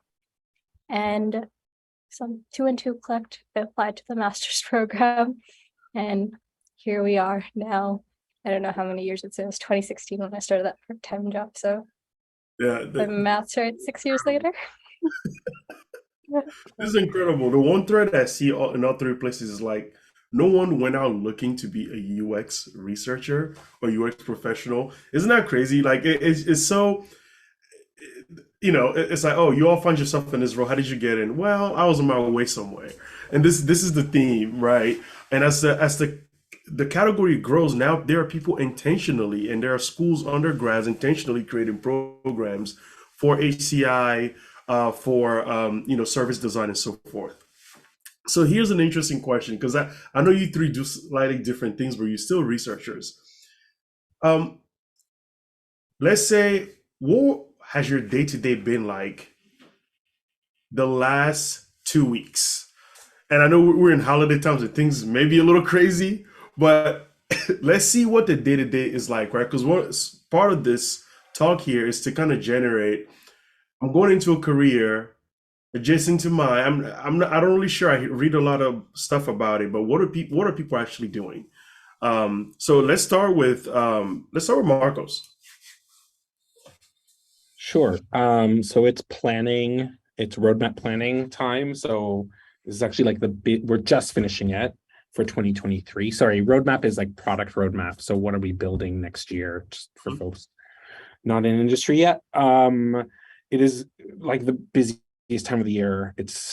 We're not doing a lot of necessarily like research at the moment, like net new research, but we are doing a lot of like synthesis of existing research. So like, what do we know about X? Insert topic here for our product teams. I'm in meetings, what feels like all day, every day at the moment, sort of being the voice of the user for our stakeholder teams who are trying to make decisions about what are engineers going to work on next year? What are designers going to work on next year? So it's a lot of, I think no one tells you when I picture research, I think of like Indiana Jones, which is like I know that's not, but like that sort of like solo researcher out in the wild, sexy jacket. No, like it's a lot of like teamwork. It's a lot of like explaining to engineers why humans don't act the way you expect them to. It's a lot of I would say that like 50% of my job these days is managing cross-functional stakeholders. It's aligning with cross-functional stakeholders. And I think that is the biggest surprise for me, was just like how much time is spent also just working with other people to like help make decisions. It's really rewarding, but it's also like, I need to like freeze my face with Botox because I'm so expressive and I give away how I'm feeling immediately. I need to like learn to not do that in meetings or just be camera off. The poker face. Yeah, but so that's Marco's last 2 weeks, right? We'll speak more on why cross-functional is such a big part of our job, and it takes so much, and you don't realize how much it takes until you're in. Anna, how about you? How are the last 2 weeks? Yeah, so I will talk briefly about my last 2 weeks, and then I can talk about a more traditional UX research role, because I'm now kind of in a more UX research community similar to Yao. So my last 2 weeks have been more like I was coaching a researcher, and then I was also curating the program and the proposals for our UX research conference next year. So we had a lot of speakers apply. So we're kind of building the program and kind of preparing for a UX research meetup that we actually have next week about creative research approaches. So that's kind of my current role, that is a bit more meta, kind of being part of the research community and also helping other researchers grow. But back when I was working as a more traditional UX researcher at Booking.com, I would say there were mainly 3 categories of what you do. And I think Marcus talked about one of them. And I think that's indeed like the main part of the job. So basically some sort of people interaction. And indeed that you would think that as a researcher, your main part is doing research, but indeed I would agree that it's probably 50% of the time, if not more. Like doing research is actually, or like doing research by doing, I mean also planning, collecting data, analyzing it. Still, that's quite a small part compared to all kinds of people interactions you have. So by people interactions, all kinds of stakeholder meetings, rituals, roadmap planning, research prioritization, discussing research needs, clarifying research needs, reviewing the data, pushing back on the data. So there is like a lot of those kind of little things that you're doing that if you're kind of actively involved with your product teams. And then the people part is also with, if you're not a solo researcher and there are other researchers in your company, then it's also about interaction with other researchers. So it can be research sharing sessions, can be bounce off feedback sessions to other researchers. Maybe you're mentoring a researcher. You want to give updates to see if there are opportunities for collaboration between researchers. So the people part is really a lot. So you really need to be someone who likes working with people and be prepared that this is like a big part of the job. So I think doing research is one part that takes your time, people part. And the third part is what I call maybe like setting up research practice, because you do need to take some time to like build processes, build standards, research ops, all kinds of things that you need to do to help you be effective and efficient at doing research, like defining how to prioritize research projects. All those things also need you to take time to think about it, to implement it. So probably if you have other researchers as well in your company, you would be doing like this would be kind of a shared responsibility. But that's kind of, yeah, the three categories how I think about the day-to-day of a researcher. So you actually give a very meta answer there. You are a community builder, part of the community. So like your work is working with researchers and working on researcher. And for us, we conduct research on researchers, so, right? Our research bookmark. So how about you, Roshni? What are your last 2 weeks like? Yeah, as I was hearing you guys' insights, I'm trying to think, okay, so I'm a student right now. I'm still wrapping up my master's. I'm working part-time for IBM. And I'm also just like wrapping up service design coursework. And literally 40 minutes ago before this call, I was aligning my stakeholders, which was my professors, on our final exam project. And it was exactly what you're talking about, getting everyone together in the same room, making sure we're all on the same page, making sure we've roadmapped everything, we're all talking about the same user pains. Like it is all talking to people, it is all alignment. I think that's not what they exactly tell you in school when you start. It's more like, this is how you can work with this method, or this is how you can work with specific business needs. What you really need to understand is the soft skills and hone in on that while you're in the phases of being a student or early in your career, because I think that's what really sets you up for success in the long run. Then outside of that, through IBM, I've been working on some persona work, just really refreshing my knowledge before I start full time in January. It's been nice to work for a company that really values learning. And I think one of the best pieces of advice I've gotten from my mentors is that you should never not keep learning, like remind yourself to be a student and know your hard skills, keep reading Medium articles, keep reading different types of blogs, different videos.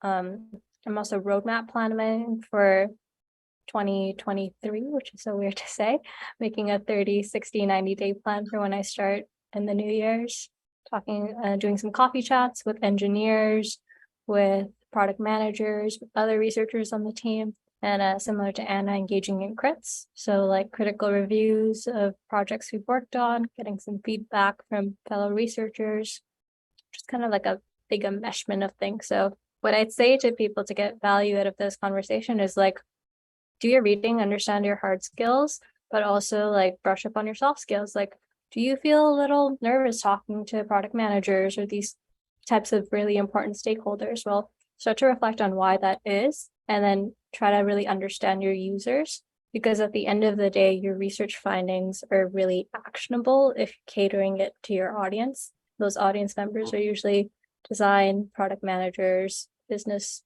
leaders, and whatnot, and obviously your users at the top of the list.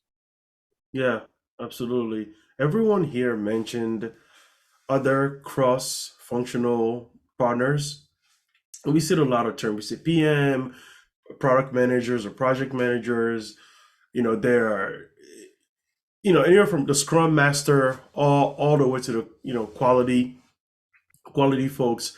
Understand your vocabulary. Try to see what product teams are a part of. What are you building, service, or are you building product? As far as digital surfaces, still know what a team is made up of, right? To really get you to speak to the right person properly, and also as you're crossing over, have better interviews. So all of these three folks have different day-to-days. They are UX researchers who are in different positions, different situations, working on different products. And one thing we can also say is that the actual environment in which the company is built on, the culture, is going to affect the way you practice. So that's something that differs from team to team. I know Cav is telling me here there are a lot of questions. We're going to pick some, but kind of like a last talking point, which may be something advisory, is as I get into the UX research field, and a lot of our advice on starting is donate your time, right? Create a project and so forth. So I'm crossing over into the UX research field, and I found myself in that 0 to 2 years, right? What should I be doing to establish good foundations for the future, right? What can I be doing? What can I keep proactively doing? And you're not just reactive because you may be new in a company, doing to kind of secure that next level of your career. And we can touch up on the top 2 things for you. Let's start with Roshni. Top two, have a mentorship circle. I think that's really important. Like even before I started my master's, I started just reaching out to people on LinkedIn and just building connections, like genuine relationships with people who are in the field.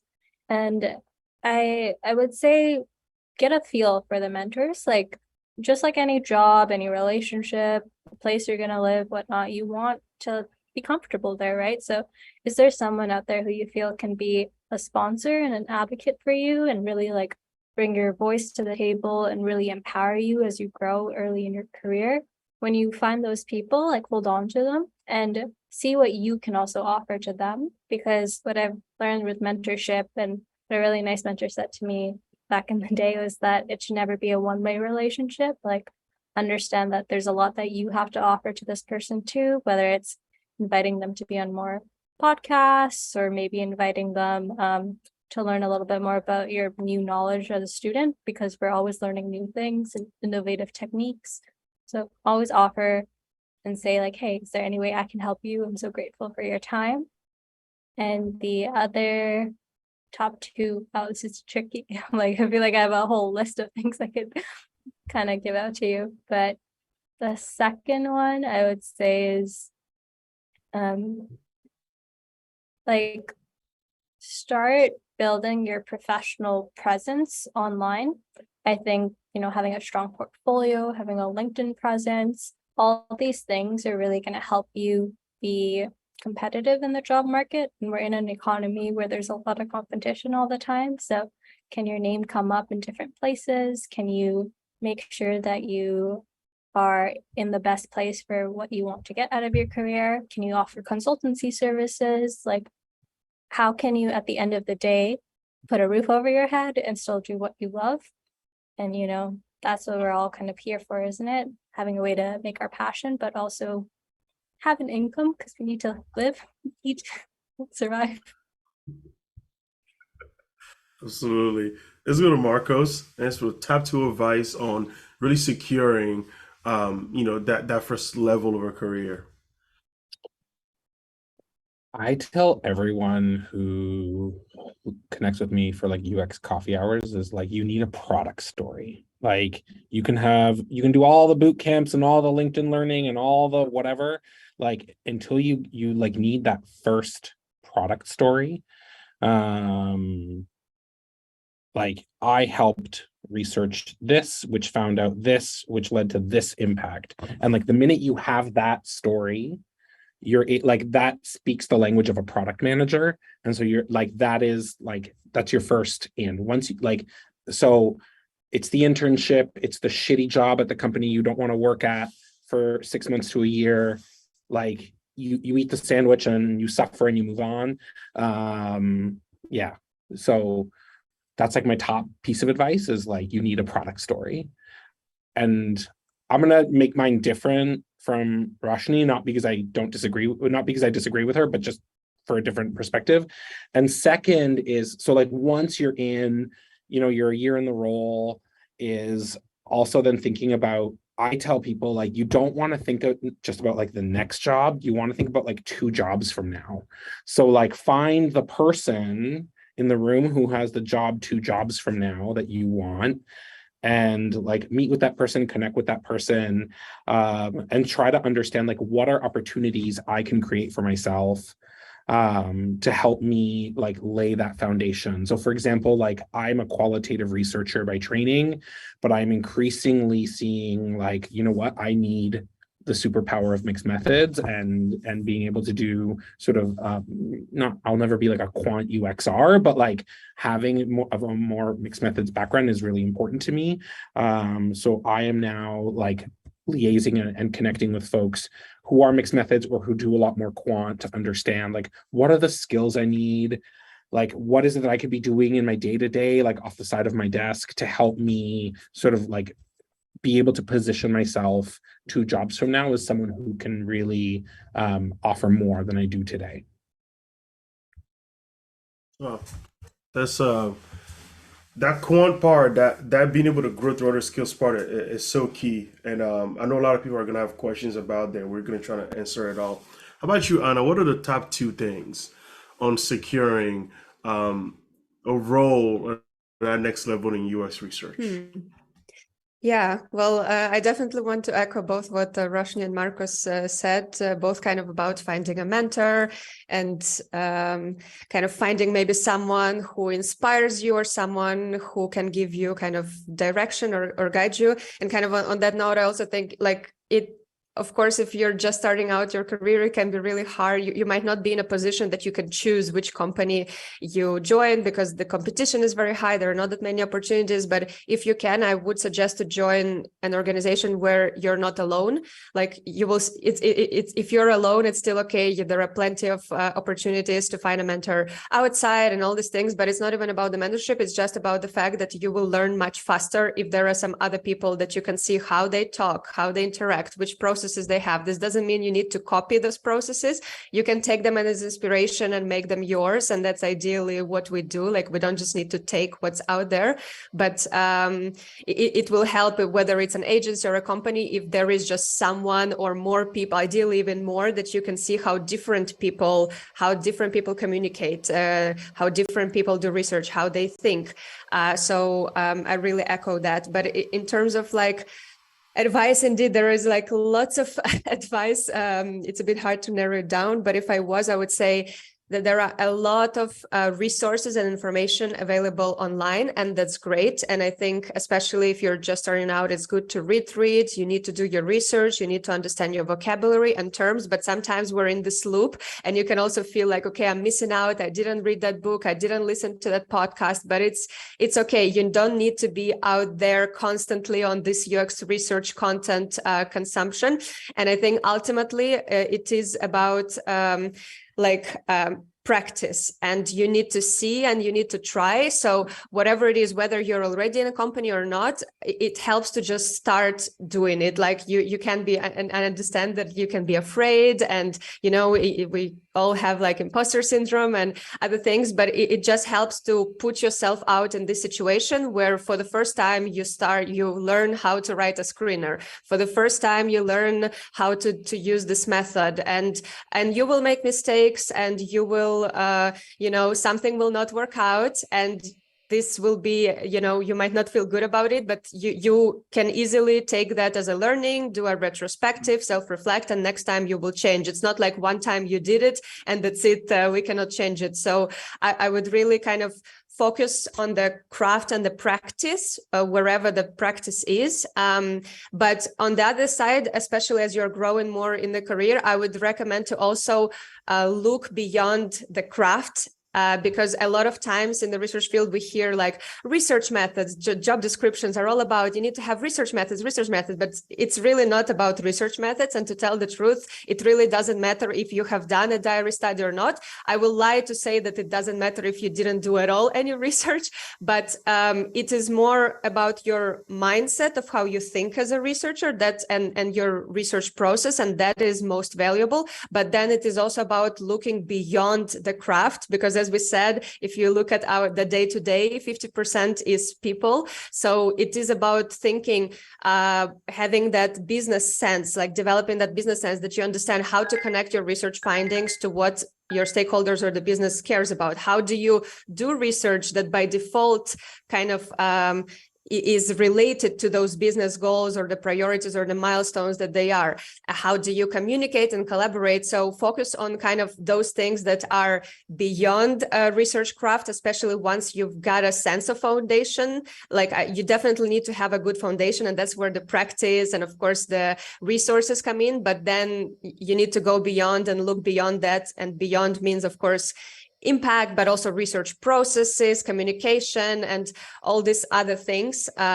So kind of to summarize, I think my main message is also to say, like, take care of yourself, because it is also like, nowadays, as we also see, like now way more people have an intention to join the field. It's way more competitive. Of course, there might be issues with the job market, not many entry-level jobs available. So I can imagine it's also hard, and there are so many resources available and all these things, but it's important to kind of take care of yourself and define kind of your own boundaries, what you're looking for, and find people who can help you, who serve you an inspiration, and also believe that whatever you're doing is right. And if like, you know, you can always change what you're doing. So all of this is kind of part of your development journey, and that's totally fine.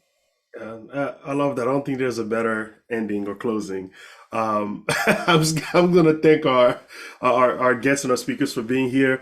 We love having you guys be part of powering and growing the UX community in general, and with Research Bookmark. I'm sure we'll see you again soon in some other thing we're getting into. So we really appreciate your time, and are honored that you're here. Cav is going to take over and speak about what we're going to do tomorrow. We are closing the day today. We hope you had a great time. Again, thank you for being with Research Bookmark if you haven't been with us before. And if you're coming back, we always appreciate having and growing with you. So we appreciate it, Cav. All right, thank you so much, Yao. Thank you to Anna, Marcos, and Roshni. You guys really had insightful nuggets of wisdom. So for all of you on LinkedIn, please follow these individuals. I always follow them, and I love the content that they're always posting. All right, so in regards to tomorrow we are holding the workshop on analyzing and presenting research. So for everyone who actually registered for the workshop, you'll all have a 30 days free trial access to Condense. We've sent the unique sign-up links to everyone via their emails. So please make sure that you sign up for a Condense account if you haven't. We've also dropped the link, the sign-up link on the chats as well. So make sure you have a Condense account by tomorrow. We'll have a demo from one of the Condense team members, and then we'll have an insightful deep dive session with our instructor Tyree on how to analyze research data using Condense. So please make sure that you have you're set on that for tomorrow. Other than that, please make sure that you follow our company page, Research Bookmark, on LinkedIn. If you want to join our LinkedIn community, it's called UX Research Knowledge by RB. So please feel free to join that as well. We also have weekly, we have a mailing list that we'd like you guys to subscribe to as well. We're always sending newsletters every week with product updates and updates about our events as well. We'll drop a link for our mailing list there as well. And last but not least, we have our YouTube channel where we do share the recordings for the different events that we hold. So please make sure to follow us on YouTube as well. We go by the name Research Bookmark. So thank you so much, everyone, for your time, for your contributions, and I'll see you